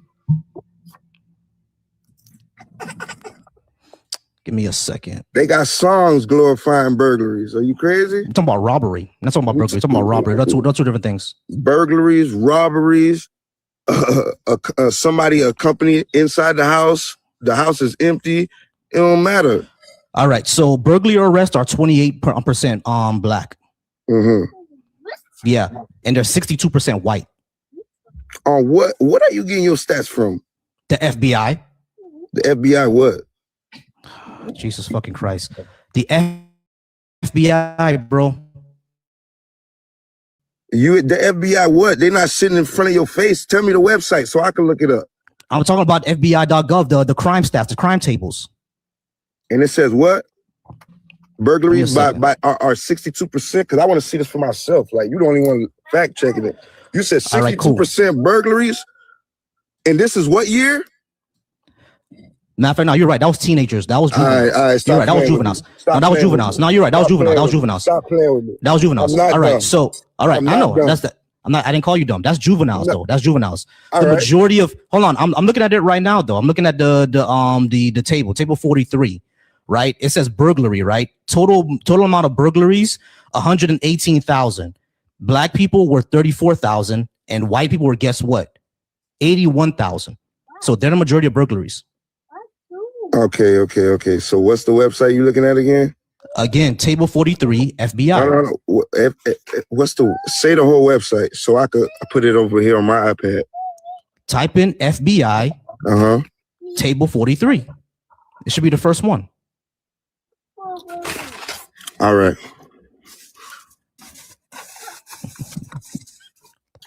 Yeah. Now let's look at rape. 11,000 for white, 4,000 for black. Statistics. Hold on. These statistics are based off of what? What per capita? What is it based off of? These are just numbers. Just pure numbers. This is numbers based off of what, though? Arrests. It got to be based off of something. Arrests. Is this national arrest, state arrest? What is it? This is national, bro. It's the FBI. That's the federal government. It's national arrest. But this is for federal crimes. No, robbery is not a federal crime. These are state. This is what the state police. This is what the police departments around the country give to the FBI. Okay, let me see. But go you ahead. Keep saying that we commit the majority of crimes and we don't. We rape do. again. Rape. Do. Hold on. Rape. 11,000. Hold on, Bundy. Be quiet. 11,000 white. Hold on. Wait. No. You're not gonna stop me, bro. You're not gonna stop me. No. Not gonna stop me from debunking. Hold on. You could. No. You're not gonna do that. You said we commit the majority of the crime, and now that we have the numbers right in front of us, and you see that white people are the majority of people who are arrested for these crimes, now you're saying, oh, we're less of the population. Nah, bro. You're not gonna do that, bro. You're not gonna do that. The majority of crimes are committed by white people. Obviously, because they're most of the country. 80% of the country. Yeah. But you said we commit the majority of the crime. Bundy. You said we commit the majority of the crime. We do. How? You just admitted that white people are 80% of the country. So they're gonna commit the majority of the crime. Yes. But so which one is it, Bundy? No. Which one is it, Bundy? We commit more crimes. No, we don't. You try to make we do not. We're targeted. No, we do not. What you try to make a scene with your we do not. The numbers don't. The numbers do not prove your point, bro. So Bundy, what you're trying to say? I'm gonna mute you again, bro. I'm gonna mute you again because you said we commit the majority of the crime. How can that be the case? Okay, so Bundy, is 4 million bigger than 1 million? No. 4 million is not bigger than 1 minute. 1 million? No, 4 million is bigger than 1 million. Okay, cool. So the number of white people arrested for crimes, 4,729. Black people, 1,815. So they're committing most of the crimes, right? No, we are. All right, bro. You're stupid, bro. You're stupid. I'm sorry. No. I can't do this. You already admitted that 4 million is bigger than 1 million, and you still gonna say that we commit the most. 4 million is bigger than 1 million. Are you stupid? 4 million is bigger than 1 million. And when I say this group got 4 million arrests, this group got 1 million arrests, who's committing more crime? The one with 1 million? Are you stupid? Jesus, Joseph and Doggy Style Mary. Are you stupid? No, seriously, Bundy, do you have a problem? Were you trolling me this entire time? How you gonna say we committed the majority of the crime? All right, bro. I can't do this. I can't do this. All right. Zealous, I'm going to give you 20 minutes as well. Zealous. Let's go ahead and move on. All right, Zealous. What did you disagree with? I pretty much everything, but I mean, I'll just go off of what Bunny was saying. Like, your weakness is literally per capita. Like, it's disproportionate. Like, it's capita is controlled by population as well. Yeah, but it's disproportion. I understand that it's disproportion. I understand disproportion, right? So what we have to talk about is that why is it disproportioned? Because blacks tend to break more of the crimes. I mean, it's just a simple answer. No, that's not a simple answer because again, 4 million arrests compared to 1 million. So that means that because you can't use proportion and then say we commit more of the crime because now you're Now you're conflating two different things. There's proportion and there's pure numbers. Which one are you going with? If you're going by pure numbers, it's white people. So you can't say that we commit the majority of the crime and then say, oh, it's proportion. Is it proportion or is it pure numbers? Which one? I'm not saying the majority of the crime. I'm saying it's a disproportionate amount of the crime. That's what I'm saying. If black people were the same population as white people, they'd be committing like 6 times more of the violent crimes. Incorrect. You can't make that assumption. But when it comes to proportionality, right? What you gotta understand is that black people are represent disproportionately amount of the crimes compared to their population, but we also have a disproportionate amount of the poverty compared to our population as well, because we're 25% in poverty, but 12% of the population. So does poverty follow crime and proximity? Yeah, sure, yeah, but even then, it's like, so if poverty follows crime, to poor whites. So if poverty follows crime and proximity, then that means that the people who are within the worst amount of poverty with the most amount of proximity, which tends to be black people because we live in urban areas, and those areas are worse off in poverty, you're going to see a disproportionate amount of crime. So that'll be the reason for it. Do you think there's another reason for it? No, there's a bunch of reasons for it, but the thing is that you can't even say it's economic factors, because you guys are disproportionate welfare. You know, like Section 8 housing, EBT. So that's economic. That's economic. You're getting government aid, so you can't just say it's. Do white people get government aid? Well, yeah, of course, but it's a disproportionate amount. I'm not saying. Irrelevant. You can't say it's just irrelevant.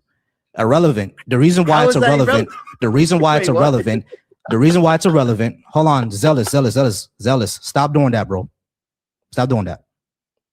The reason why it's irrelevant is because, number one, you just can't say black people get Section 8. Do you know how Section 8 works? Please educate me. Let's waste our time and educate me how that works, please. Oh, you want? So you think it's a waste of time because it actually debunks your point. Section 8 is a lottery, so it's not black people getting Section 8. You actually win Section 8.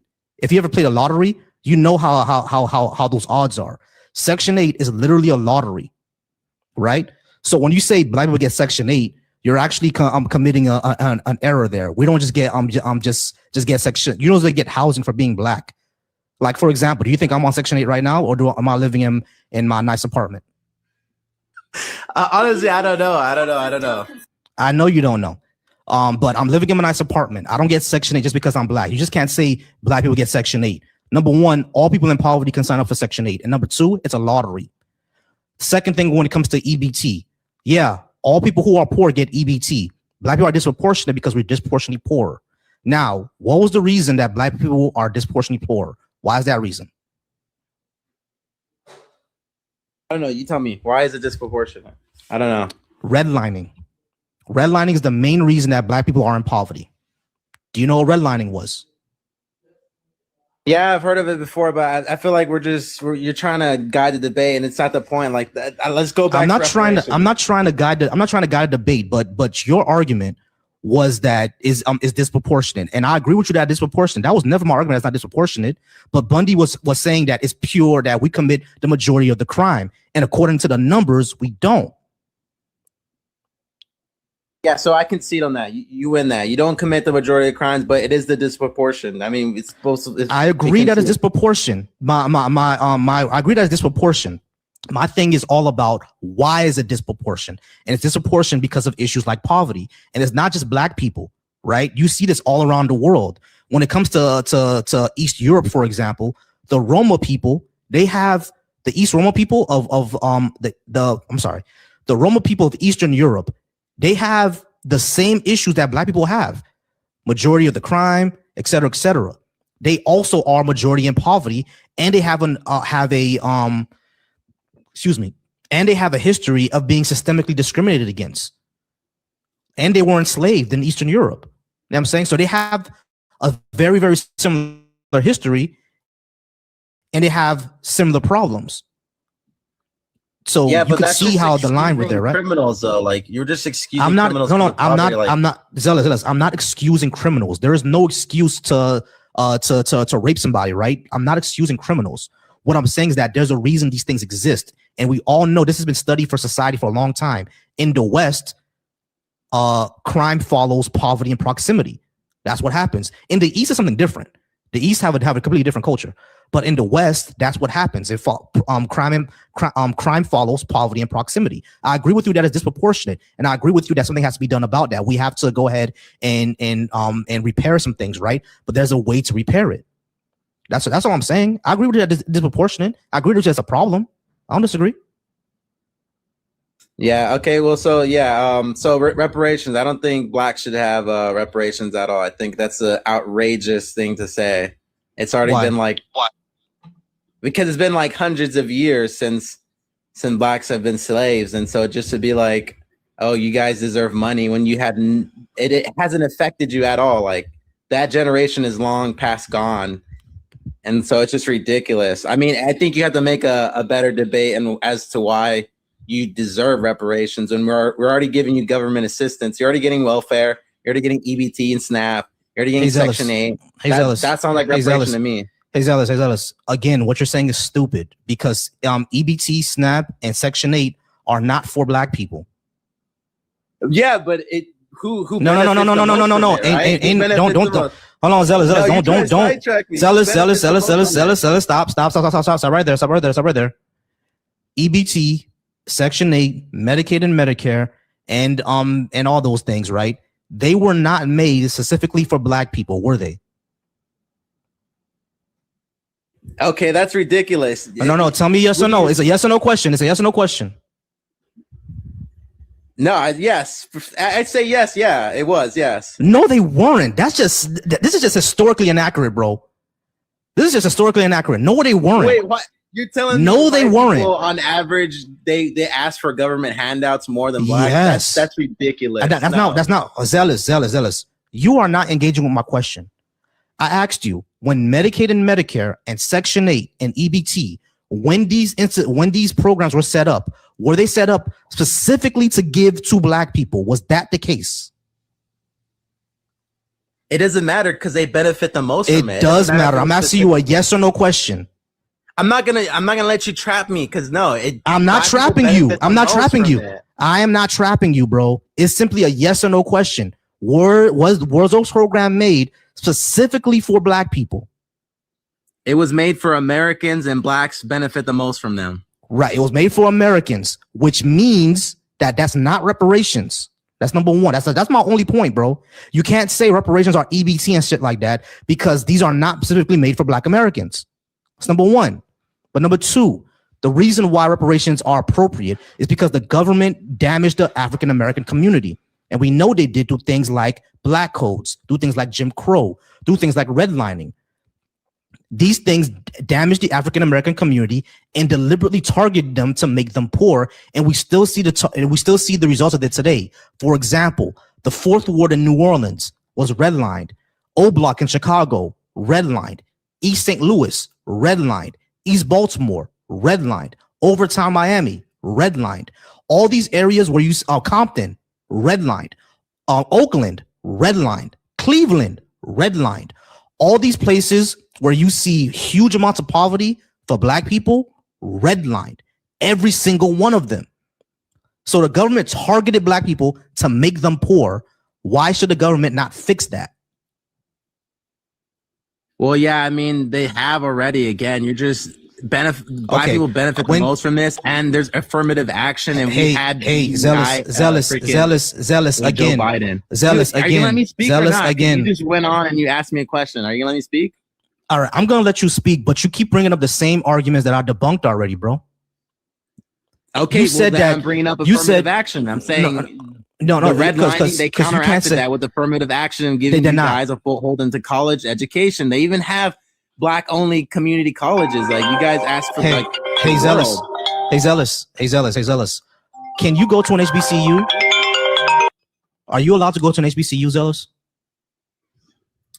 Sure, yeah. All right. So how did this counteract redlining? How are you saying that this is for you? You can go to one. This is stupid. But the second thing is that affirmative action did not counteract redlining. All affirmative action did was say that you cannot discriminate against qualified minorities, and it wasn't even specifically for black people, because the most people who benefit from affirmative action are white women. White women are the ones who benefit the most from affirmative action. So affirmative action was not anything for black people. It wasn't something to counteract redlining, because redlining targeted black communities, not only to make them poor, to make them not own homes, but also to not insure their businesses. So that means that black people couldn't own homes. That means that there were less mortgages, there was less capital going around, there was less taxes going to the school system, and because there was less taxes in those areas, grocery stores weren't there, which is why you have food deserts in places like Detroit and Chicago. You see what I'm saying? And you also have not hospitals, the crimes, the high crime rates, and not because of those crimes. Because remember, what caused those areas to become high crime? These areas were just not high crime just because, bro. They became high crime. These areas became high crime. They wasn't high crime just because. You said that these areas, that the government already fixed these areas. How did the government fix the fourth ward of Houston? What did they do? What was the program that actually fixed it? Go ahead. No, I don't know. I don't know, but I think it's just a bunch of cope. Like you're saying, redlining, but you're avoiding accountability of the actual like criminals. Like, yes, there might be a hand in the government, influencing people to commit crimes, but you just keep taking the accountability out of the criminals. Like, why are you excusing bad behavior with money and all this stuff? Maybe it's a cultural problem. Zealous. You're not actually understanding my position then, bro. Who said that what the criminals did are okay? No one said that. You keep saying redlining, and we're already. That means that you're not listening to my question, Zealous. That means you're not listening to my question. When I asked you, because you agreed with me already that crime happens because of poverty and proximity. So the next question asks, hold on, Zealous. That's majority of why crime happens. Poverty and proximity. That's the majority reason. And then I asked you what caused black people to have to be in poverty and have close proximity. That was the question. You said you don't know. The answer is redlining. So we need to So we need to repair that. What actually proves my case is middle and upper class black people. Middle class and upper class black people don't commit as much crime, do they? Same thing with white people. Middle and upper class white people don't commit as much crime, do they? Their crimes are usually white collar. No, the crimes for upper echelon white people. No, blacks are 6 times more likely to commit violent crimes and 8 times more likely to commit burglary, robbery. My check. Mike's working now. We're good. All right, great. All right. So yeah, when it comes to upper echelon people, right? When it comes to upper echelon people, their crimes are usually white collar or like against children and stuff like that, which is still heinous. You know what I mean? Or wage theft, stuff like that. It's usually white collar. But when you get to lower classes or economically lower classes, that's when you get to like more violent crimes. You see what I'm saying? So that's all I'm saying. No one's saying that these crimes these people are committing are okay. I'm not saying that the Crips shooting someone up is fine. No one said that, bro. What I'm saying is that these crimes happen because of the poverty and Hey, well, bro, you're wasting my time. Look, that's false though, right. Because we see rappers who are millionaires. So hold on, Zealous, I didn't hear you. Making money. No, hold on, Zealous, wait. Tax brackets. Zealous, wait. Let me talk, man. I know. I'm gonna let you talk, bro. But I didn't hear the first thing you said. My mic was off. Go ahead and say it again. Start over. You can't keep saying that it's a social economic factor like the poverty rate and everything, because we see black rappers. These NFL people who keep running in with the law. It's a cultural problem. It's not just a social economic problem. It's more than just that, because we get like Blueface who gets arrested for all these things, Snoop Dogg, like it's just. Give me a second.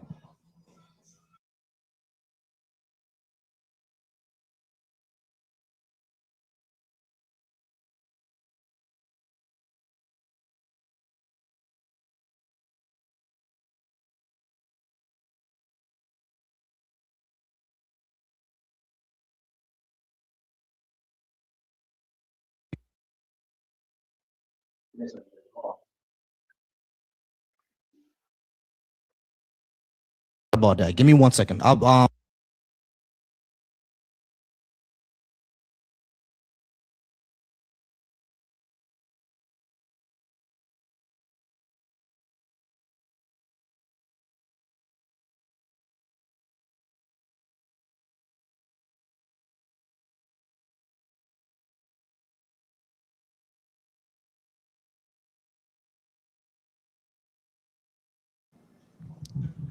All right, cool. I got it.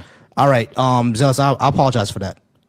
I do apologize for that. Sorry about that. All right. So I heard the last thing you said, right? We said we just can't say that it's only poverty. I agree with you. We can't say that it's only poverty. I say that what I'm saying is that that's the majority reason, because again, people who are in upper tax brackets, they don't commit as much crimes as people who are in lower tax brackets, right?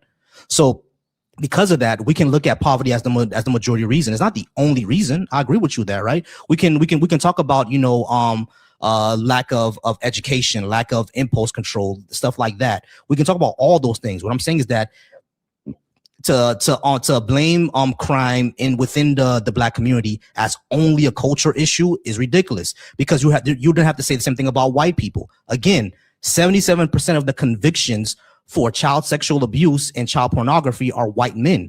Are we going to say that white men have a quote unquote culture issue when it comes to being PDF files? We're not going to say that.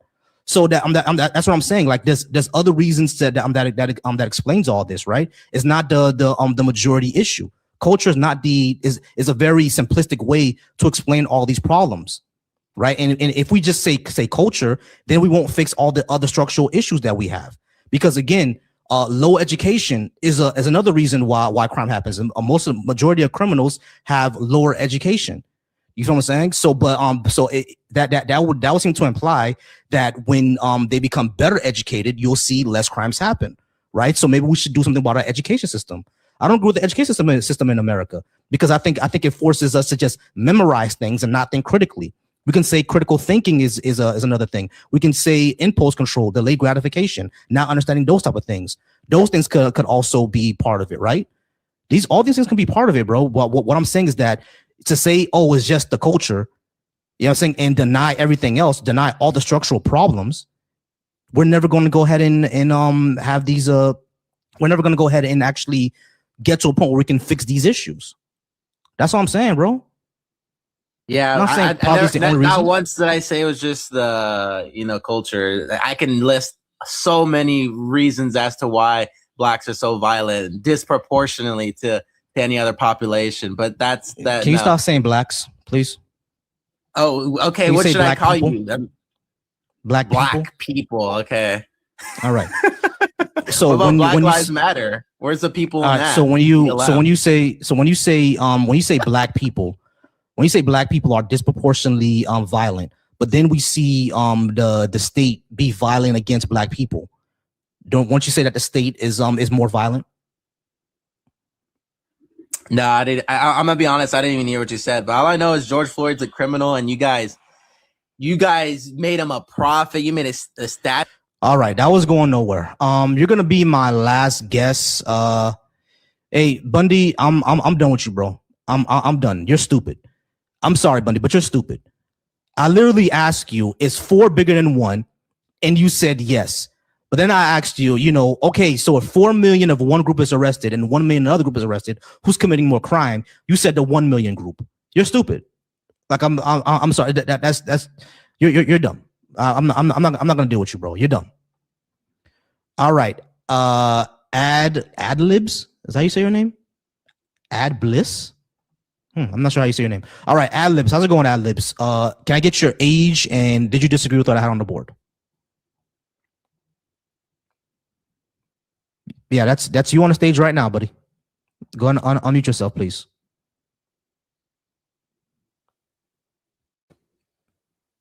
Adlibs, you there?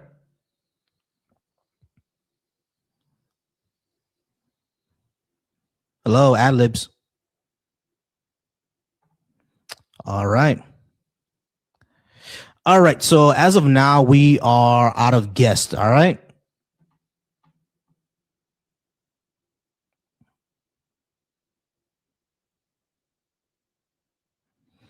Bundy, you're not okay. Fuck it. All right, go ahead and come back up so we can go to the next thing. Bundy, is 4 million bigger than 1 million? Yeah, it's bigger than 1 million. Okay, so that means if 4 million whites are arrested and 1 million blacks are arrested, that means that the white people committed more of the crimes, right? Yeah, that means they committed more of the crimes. Great. So saying black people commit the majority of the crimes in this country is wrong. In a whole, yeah, but there you go. All right, cool. Now you're going to talk about. Now you want to move to disproportionality. Great, I got you. I've already agreed with disproportionality, bro. One point. I've already agreed with that. All right, cool. So 12% of the country is keeping up with 80% of the country in crimes, and you don't think that we're more violent? No, we're not. We're not keeping up with them. Again, the violent crime when it comes to violent crime in of itself, 59% of the arrests for violent crime are white people, and it's 30 for black people. We're not keeping up with them. If it was around 45, then you have a point. That's keeping up with them. No, it's not, man. That's a 20-point delineation. That is a 20-point delineation, bro. We're not keeping up with them.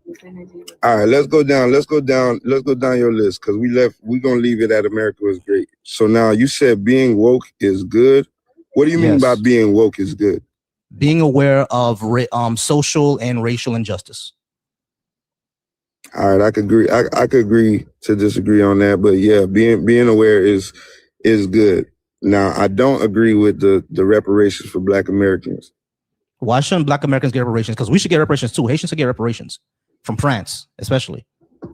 Haitians, I mean, that's a whole different discussion. I'm talking about over here for Black Americans, like Black American, like Zealous was saying, I don't feel like it's right to make a new generation of white people pay for a generation that they ain't had nothing to do with.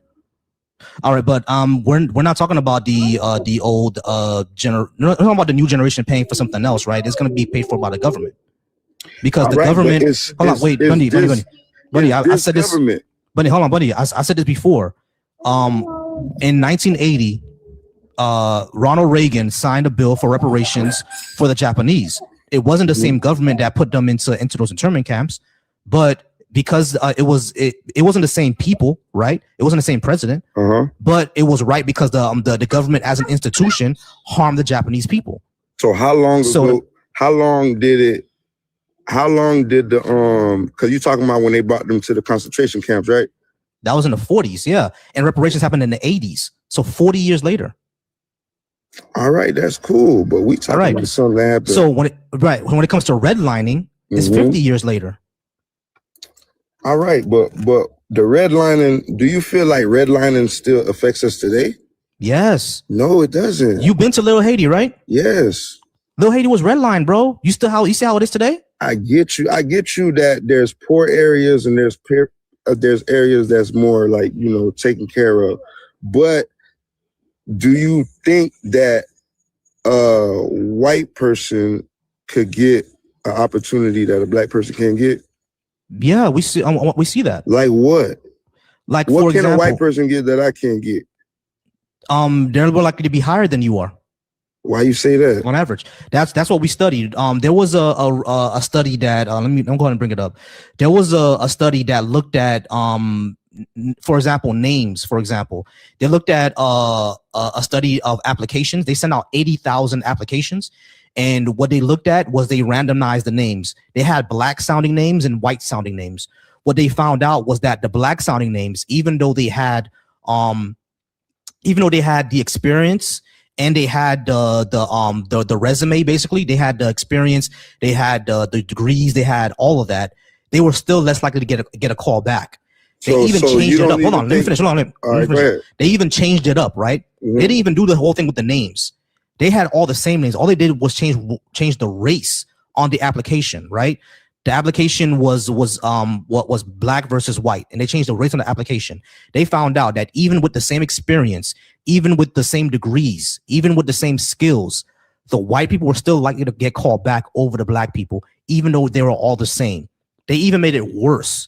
What they did was they sent out applications for Black people without a criminal record and for white people with a criminal record.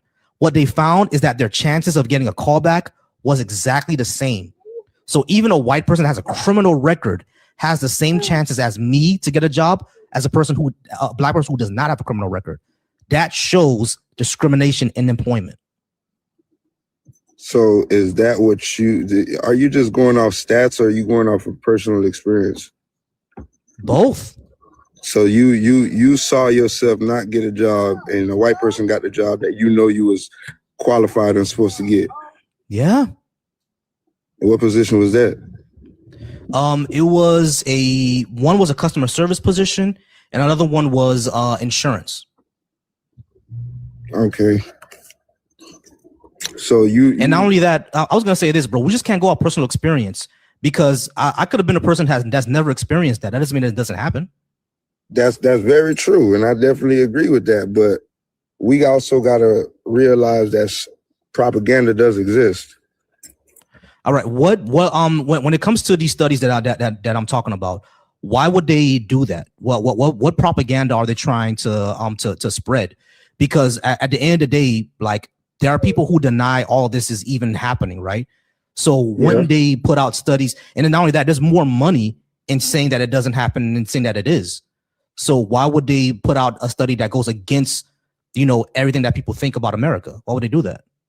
Because people have their own experiences. I mean, I don't know. I'm not the person that writes the stats. I don't know what people control, and I know that stats are there to control people's minds. So I like to go off what I see, because I believe seeing is believing, and what you experience firsthand, nobody can really tell you what it is. Like if you experience police brutality firsthand and somebody else don't believe that it's happening, you're not gonna care what that person believe. Like you know that you experienced that, so you know it exists.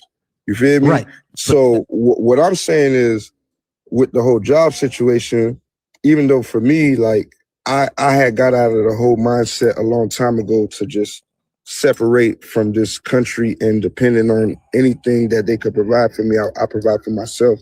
So my mindset is not like most people who depend on going out there and getting a job and going through that whole process. My life ain't even like that no more. But I do understand that I was there at a point in time, and when I was going for certain positions, I really was underqualified and I was getting in. I mean, yeah, that's fine. That could happen, right? That could happen where you're unqualified, you're getting in, but it could also happen that you're overqualified and not getting in, which happened to me. Oh, but definitely. What I'm saying, definitely. Yeah, but what I'm saying is that we just can't go off of that, because you didn't experience something and I experienced something. So what will be the case? How do we figure out which one of us is right in what's happening with the majority of society? Because it can't just be both of us. Okay, I feel like you can't just pigeonhole every business to that type of standard. Like how you said, like some places gonna treat you good, some places gonna treat you bad. It's all about that company and how they rolling. If they not trying to hire you, you better off not even working for them anyway. No, I understand that, but that's not what we're arguing, right? We're not arguing to say to put pigeonhole every single thing, every single business is going to discriminate against you. No one is saying that. What we're saying is that overall in the workplace, what is happening to Black applicants? And we see in the workplace, even in every single industry that you can think of, Black applicants are being discriminated against, even when they have the qualifications. That's all we're saying, bro. And that's a problem. I got you, but this is happening in majority of these white companies. So as Black people, as a race, we should be creating more, you know what I'm saying? That's how I roll. You know what I'm saying? So I really don't want to, I know everybody can start a business, that's not realistic, but we should start our own institutions. We should have our own and our own industries to build our own communities. I get that part.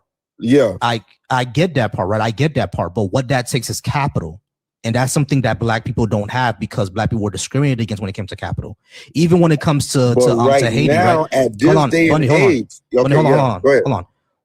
Capital is not just accumulating money, right? Capital is resources, right? Because there's money capital, there's network, there's connections, there's supply chains. Black people don't control any of those, right? Even right now in Haiti, the majority of companies in Haiti, the big ones that hire most people like DG and Prestige Beer, they're not owned by Haitians, bro. You know what I'm saying? So if they were, Haiti would be a lot better. You know what I'm saying? But like when it comes to America, like that's just the way it is. This is a white-owned country. The majority of the companies are not going to be owned by Black folks. I understand you. I agree with you that, hey, we need to take over a section of society. I've always said that as Black people, when it comes to like logistics and sanitation, we need to aim at that. We as Black folks need to aim at taking over logistics and sanitation, garbage and trucking, because truckers not only make a lot of money, but it's actually fairly easy to get into trucking. You buy a Sprinter van, you get a certain licenses that you can get, and you can go around hot-shotting, going around the country, just making deliveries. You know what I mean? We should be taking that over and connect with each other. We should go ahead and that's why I said that for reparations, one of the institutionalized things that we can do is that in redline communities, put in a pilot program where every single student graduates with a trade. Because once we take over the trades, it's up from there. You know what I'm saying? Because trades make money. You know what I'm saying? That's what I'm saying. I agree with you there. I feel like we can do that without reparations. We could get some congressmen or some people to try to pass something that could get us that right now without the reparations. Here's why I don't agree with reparations. Because I feel like the checks that you give to Black people, some will, like, even though I feel like it's a very small percentage, they will go ahead and use the money for something productive. But the majority is gonna give it. We saw this with the pandemic, with all that money flying around. Majority of the people just went to go give the money to Louis, Gucci, and BS. That's not even true. Yes, it is true. Yeah, I lived it and I saw it. Right. So Bundy, somebody, hold on. Let me try onto this. I'm sure real quick. So Bunny, I understand that you saw it, but again, we're gonna go back to the same thing. Just because you saw something, right, or just because I didn't see something, doesn't mean that it doesn't happen, right? And just because you saw a certain thing doesn't mean that that's the absolute truth, right? So the first thing that I would say is that it actually has been studied of what do Black people spend their money on, and it's always been shown that Black people always spend their money majority on necessities, places to live, fuel, gas, food, things like that. That's the majority of what we spend our money on. You know what I'm saying? Where did you get that statistic from? This is a study that was made. This was a study. It was a study that Black people get income taxes every year. Where do you think majority of that money goes? It goes to necessities. It goes to their rent. It goes to food. It goes to fixing their car. That's what it goes to. That's what. Hold on, Bundy. You keep saying nah, but the research and the data disagree with you. Fun. Hold on, Bundy. Majority goes to fun. Bundy, stop. You can't just keep saying this is what I saw. What you saw is not what the majority of Black people are doing, bro. Yes, it is. Hold on, bro. There are 48 million Black people. Bundy. Listen. There are 48 million Black people in America. You know 48 million people? No, I don't. Exactly. You don't either. So you can't. I know I don't either.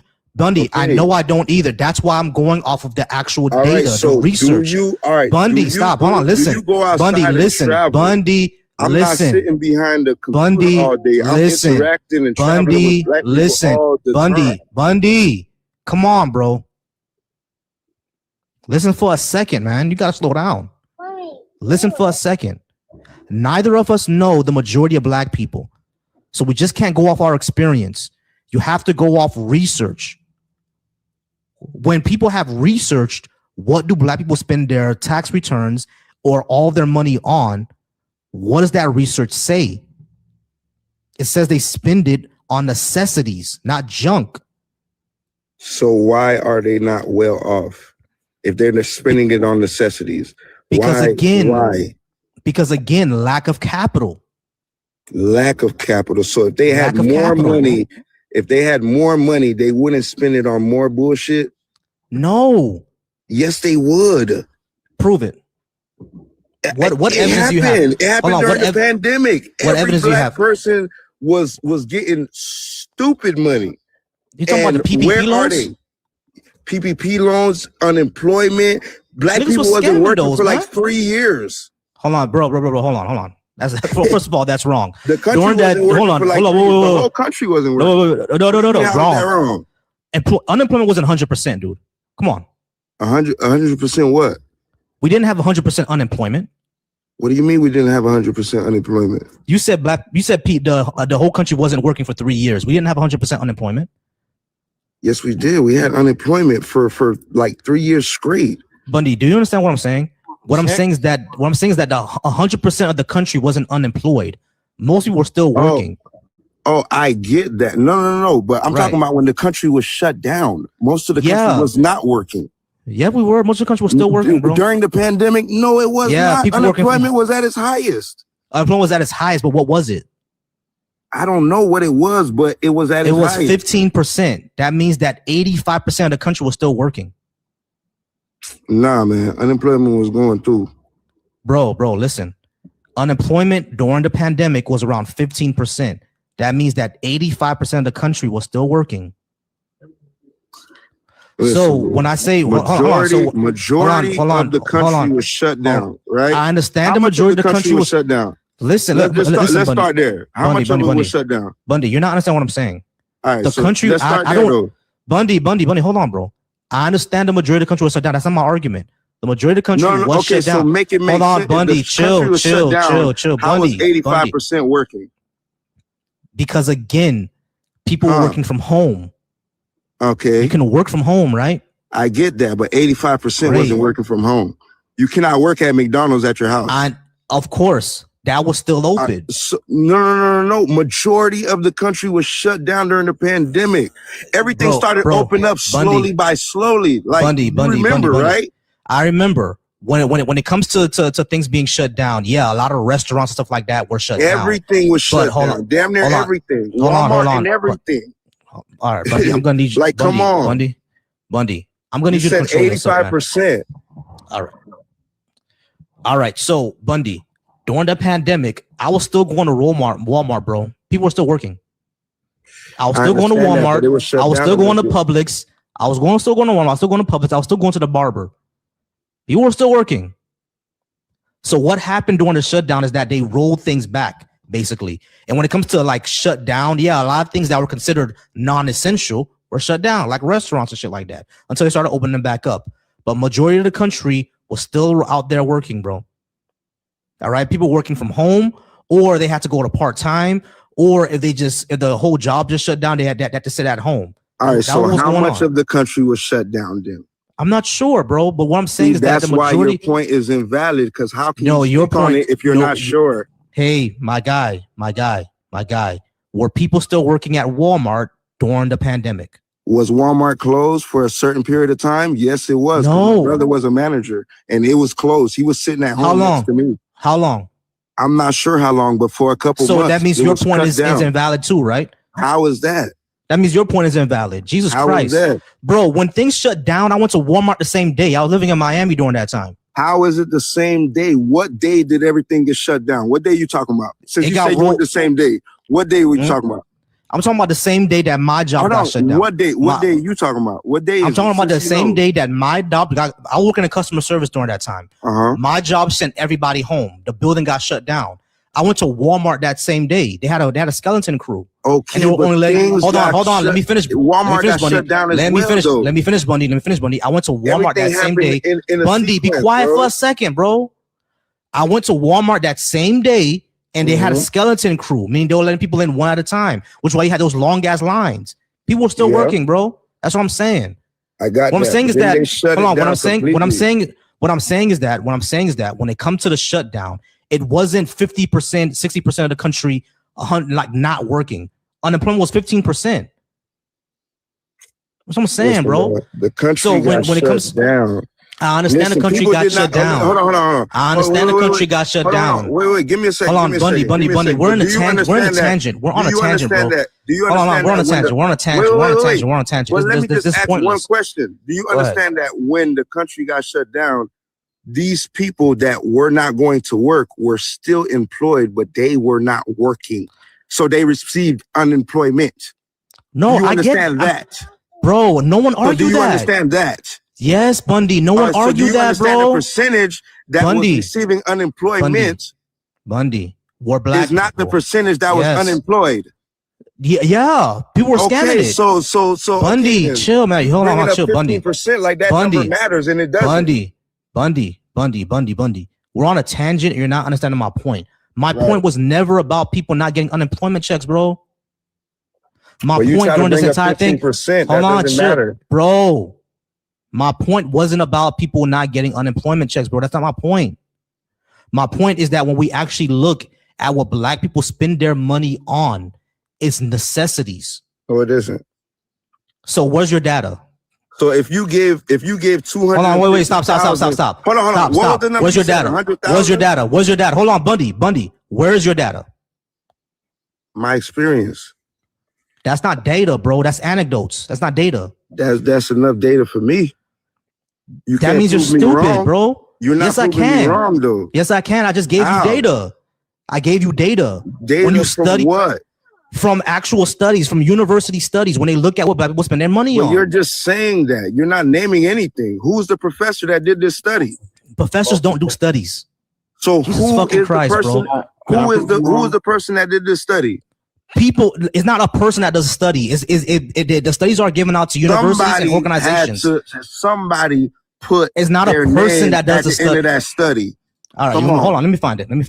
Come on, come on now. You trying to tell me there's a study with no name on it? That's not what I said. Study. That's not what I said. That's what you just said. No, I said it was a university study. I said it was no. Yes, I didn't. But that's not no name. That's fucking no Christ, name. bro. A group of people is not no name. A study from a group of people, a study from a university is not no name.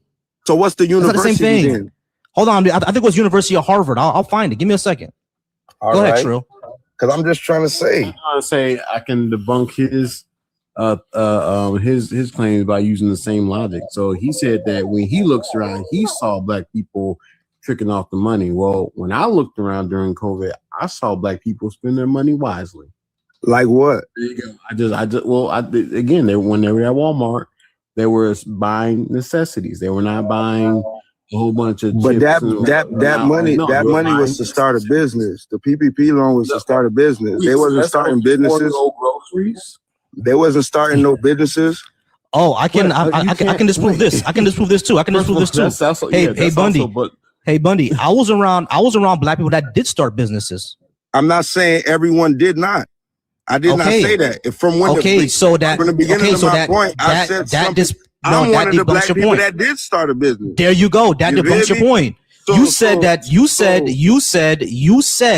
that the majority of people when they black people when they get money. You said majority of black people when they You said majority of black people when they get their money, they spend it on bullshit. The majority of I'm saying the majority of black people spend it on necessities. No. So in my experience, the majority of black people spend their money on necessities. No. So now what do we do? And you got two black people who with experience seeing other black people spending their money on necessities during COVID. So you're the only black person on this here stage. No. Black people spending. So you trying to tell me? You trying to tell me? No, we're using. Hold on. So you trying to tell me necessities? There was more people spending money on necessities than fun. Yes. During COVID, yes. During COVID, yes. Because that's what I saw. You out of your mind. You can't prove me wrong, Money. That's what I saw. So why are all these arrests happening? What arrests? Why those arrests happen? Which arrests? What you mean? Which arrests? All those PPP arrests. Those were the minority of black people, not the majority. Those are the minority. Nah, that was a majority. A lot of those black people that if you didn't get a certain amount, they wouldn't come after you. So a lot of people that was under the radar, they got to get away with it. Majority of them got to get away with it. Yes. If you didn't get over a certain like 80, 90, 100,000, the government wasn't coming for you because that was too much people to come after. And the majority of black people didn't get $100,000. The majority of black people got PPP exactly. loans. Most people got 20,000. Yeah, 40,000. Exactly. And they spent it on necessities and starting their businesses. No, they did not. Yeah, they did. Because that's what I saw. You can't prove me wrong. How many new black businesses started since the pandemic? What percentage you give it? I'm not. I could look that up. Give me a second. Yeah, let's look that up. All right, but first I'm going to go ahead and because I know it wasn't spent on opening no. Hold on. First, I'm going to give you the study. All right. So this study was done by. Damn it! Give me a second.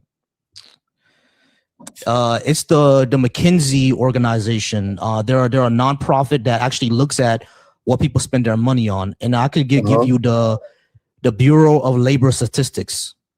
All right. So according to the Bureau of Labor Statistics, right, the people who actually track this type of stuff, Black American households spend a higher proportion of their income on necessities like housing and food, often facing higher costs for basics. Okay. And that was their perspective. So who is running the data analysis with the drugs? With who? How much? What we talking about? How are we calculating how much drugs the Black people are buying? Where is that in the data? Because I'm pretty sure that's not in there. Prescription or illicit? Drugs on the street. How much? That's not tracked by anybody, bro. What you talking about? Exactly. So how can you actually think your numbers are accurate? This is stupid, man. This is very, very stupid. This is very, very stupid. So that hold on, wait, hold on. For Black Bundy, people? Bundy. This is that very, world very does stupid. not exist for Black people. That's not what I said. Okay, so Bundy, you need to start Black tracking. people are majority Black people impoverished are impoverished or not? All right. Majority of Black people are not impoverished. 25% is not majority. Here's a problem, Bundy. There's a problem that you're having. All right. I already debunked what you said. You claimed that the majority of Black people spend their money on bullshit. Yes. However, 2 studies by the McKinsey Institution and by the Bureau of Labor Statistics, which is a government study, proved that they spend it on necessities. And then you brought up illicit drugs. No one tracks that for anybody. Exactly. So then how can you say that these numbers are inaccurate if there's no tracking of that? How can you say that? No one tracks it. No one tracks it. So if Black people are spending the majority of their money on whatever else, like nobody is tracking but they're not. You cannot tell me. You cannot. So what's your evidence that they do? Bundy, stop. Bundy. What is their evidence? Bundy.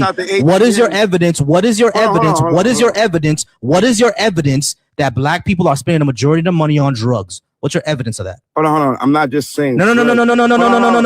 Stop. No. I'm tired of this. Nope. I'm tired of this. No.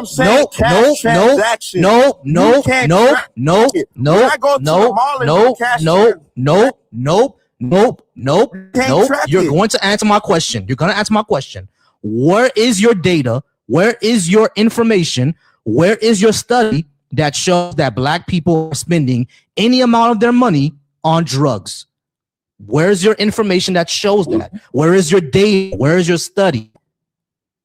I give you 2 studies. All you have to do. I gave you 2 studies. Outside. I gave you 2 studies. I gave you 2 studies. So I gave you 2 studies. I gave you 2. I didn't say that. I gave you 2 studies. I didn't say that. Okay, I gave you 2 studies. I gave you 2 studies. I gave you 2 studies. I gave you 2 studies. I gave you 2 studies. I gave you 2 studies that show that Black people spend majority of their income on necessities like housing and food. Where is your study? Okay, so Volcy, let me ask you this. Nope. Where is your study? ATM, right? Nope. Where is your study? Nope. I'm not waiting for nothing. I'm not waiting for nothing. I'm not waiting for nothing. Shut the fuck up. Where is your study that shows that Black people are spending any amount of their money or any significant amount of their money on drugs? I'm gonna give you this, right? Black people do buy drugs. White people buy drugs. Everybody buys drugs, right? We can all buy weed. We all know a weed man. All of us know one. I know a weed man, or I can get one, right? All of us know one.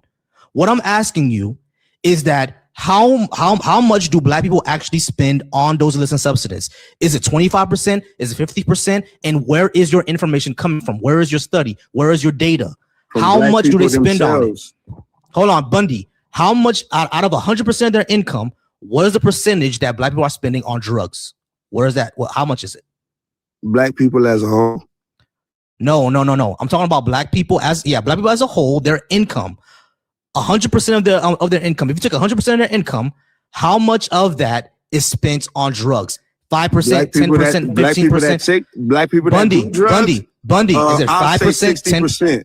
60% for black people that do drugs? Black people that do drugs, 60%. Bundy, I smoke weed. I spend 60% of my income on weed.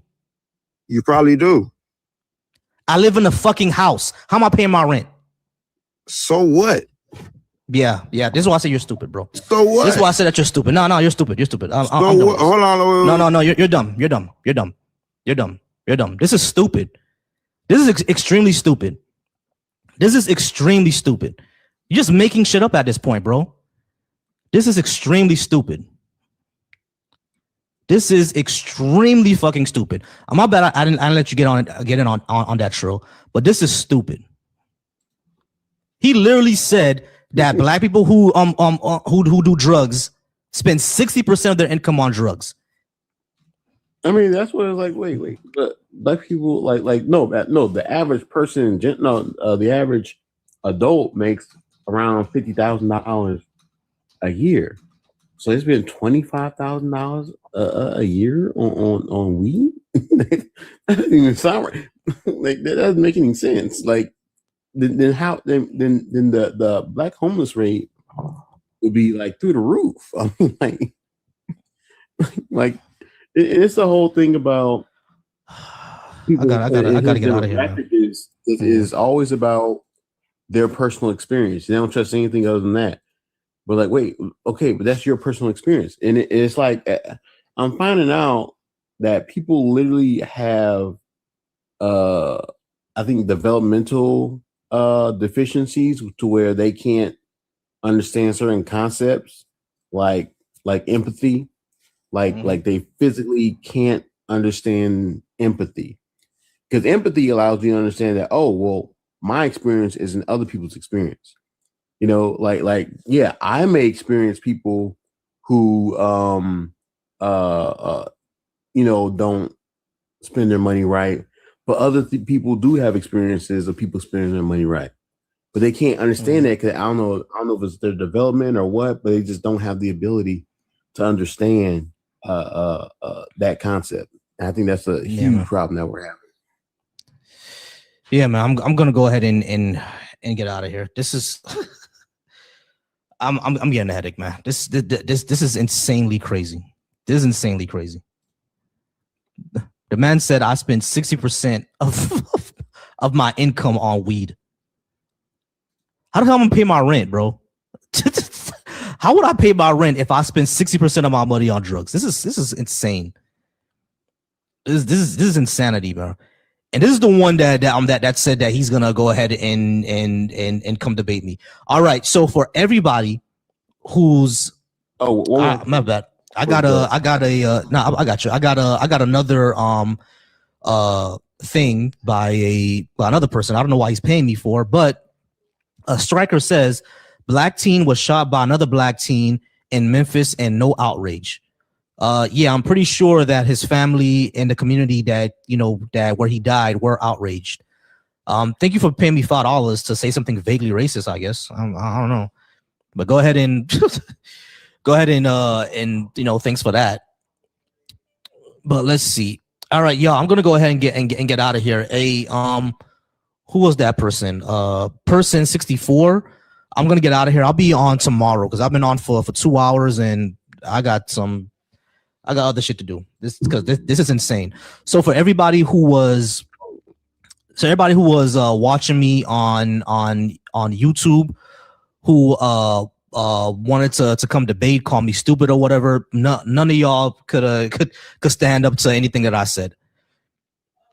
Hey, Volcy, one more thing I just want to get out because it's something that it just kind of annoys me. I just kind of want to relate it to you. So when people talk about crime, right, they always say, "Oh, black people commit the most crime." The first thing I ask them, okay, what statistics are you using? 9 times out of 10, the statistics they're using are the FBI arrest stats, right? So then I ask them, okay, well, are arrests convictions? They go, well, no, they're not. Well, okay, then how can you say that black people commit the most crimes if you're using arrest stats, right? So I always try to tell people, like, listen, like, stress that point because they're always saying commit. Black people commit. Like, what do you mean commit?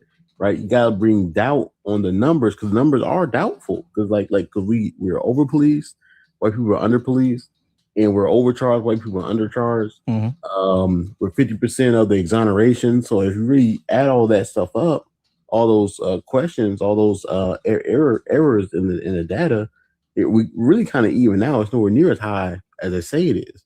So I always be careful with that word commit. I don't even say the word commit really when you talk about crime, because that's basically using white people's language to describe black trauma. So I leave it there. Yeah, I agree with that. The entire thing is that because I brought this up already. Black people represent the majority of exonerations, which means that we're being wrongfully convicted the majority of the time. You know what I mean? And all of these, just like how you said, all of these stats that we're talking about, they're arrests. You know what I mean? They're not convictions. And when it comes to convictions, like most, like we're getting exonerated majority of the time. You know what I mean? We're the majority of exonerations. You know what I'm saying? So it's like it's kind of crazy how to say that we're committing all these crimes, but again, the arrest reports don't show that. The conviction reports don't show that. You know what I'm saying? We're just over policed. Look at the and if your community is over policed, yeah, you're gonna get more people to come after you and arrest you. If white people were just as policed as black people were, you'll see those numbers very much even out. Blake, I didn't see your question. What was Blake's question? Do you see Blake's question, True? What was his question? Blake, I don't see your question. Oh, there it is. I see it. Where would the government get the funding to give checks to Black Americans? From taxes, the same way that they got it for the Japanese? It's a pretty easy question. It's a pretty easy question. Yeah, they get it from taxes. They got that Japanese. And reparations won't even be that expensive. People think reparations have to be, like 10, 15, 20, or $60 trillion. It doesn't even need to be that. If you give $100,000 to each black family, I want them to get off easy. I want them to get off easy. So I want them to, like, it's gonna be significant, but like what's actually important is the yearly cost, because no matter what system it is, it's going to be like how much money per year. That's the real question we need to be asking: how much per year? So it could be $1 trillion a year. That's really more ideal, because that's what the government can do. The government can maintain $1 trillion a year payout, that could accumulate to 20 trillion or 6 trillion or whatever. So it's the amount per year that matters, not the total amount. Yeah, it's exactly. It's the amount per year. And truthfully, if I say that, the reparations should, if you make the reparations go towards families, then or households and just individuals, then people are thinking that, there's like 42 or 41 million Black Americans, because it's going to go straight to them, right? But like, I'm pretty sure they're not going to give a 5-year-old $100,000 unless he's an orphan, and they're going to hold it in trust. You see what I'm saying? So that's the thing, right? But the majority of it is going to go to families. I'm pretty sure they're not going to give 16-year-olds like $100,000 in their bank account. They're going to give it to their parents. You see what I'm saying? So if you do something like that, if you give it to households and you give it to families, $100,000-$200,000, that breaks it down. You know what I mean? Because how many families are there? There are about 36-37 million families, households, Black households. You see what I'm saying?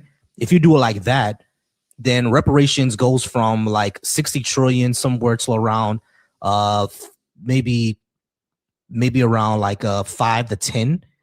And you can do that each year. We spend $1 trillion a year on our military. We can do 500 billion a year for reparations and give it to the households. And not only that, like I said, pilot programs in these schools to have them all graduate with a trade. You know what I mean?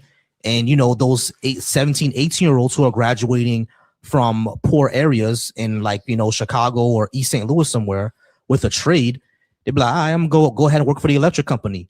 Go ahead and be a 17, 18-year-old making $50,000, $60,000 a year. And they'll probably stay in their neighborhood. That's more taxes. They'll probably be able to buy the house that they're living in instead of renting it. They'll be able to move out the projects and buy better housing. You see what I'm saying? They'll probably stay in their area anyway. That's what I'm saying. Like if we do these pilot programs, it's gonna cost and be a lot less than what we think it is gonna be. Yeah, you feel me, True?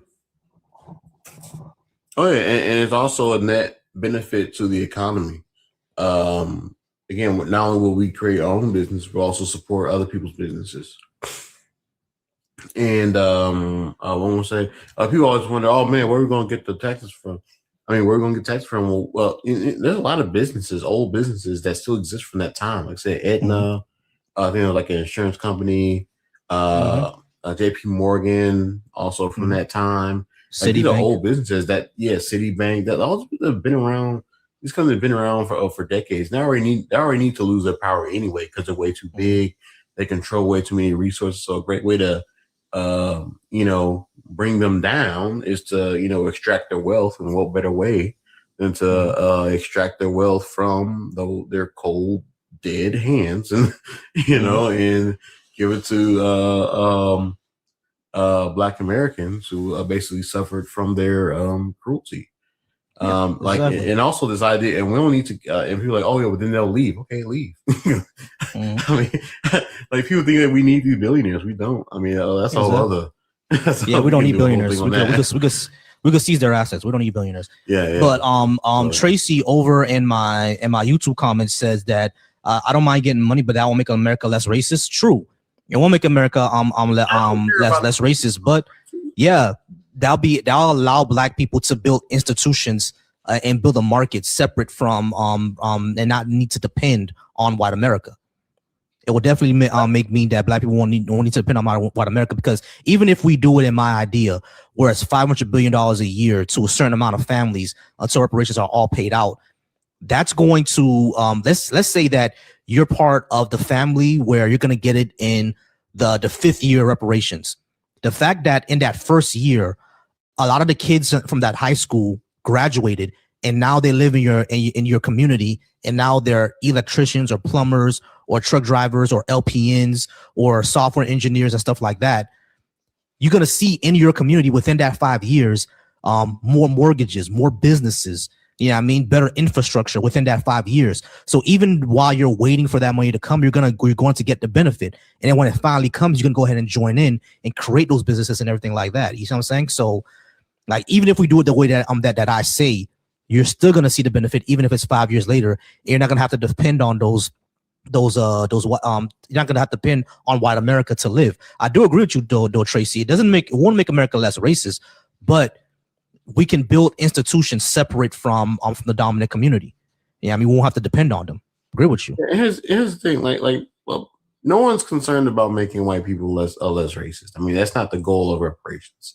The goal of reparations is to provide Black people with the ability to be at least economically autonomous, so we don't have to be beholden to private white power. Like we still have to be beholden to the government power, but that can be battled out through politics, which will be at least easier to do with reparations.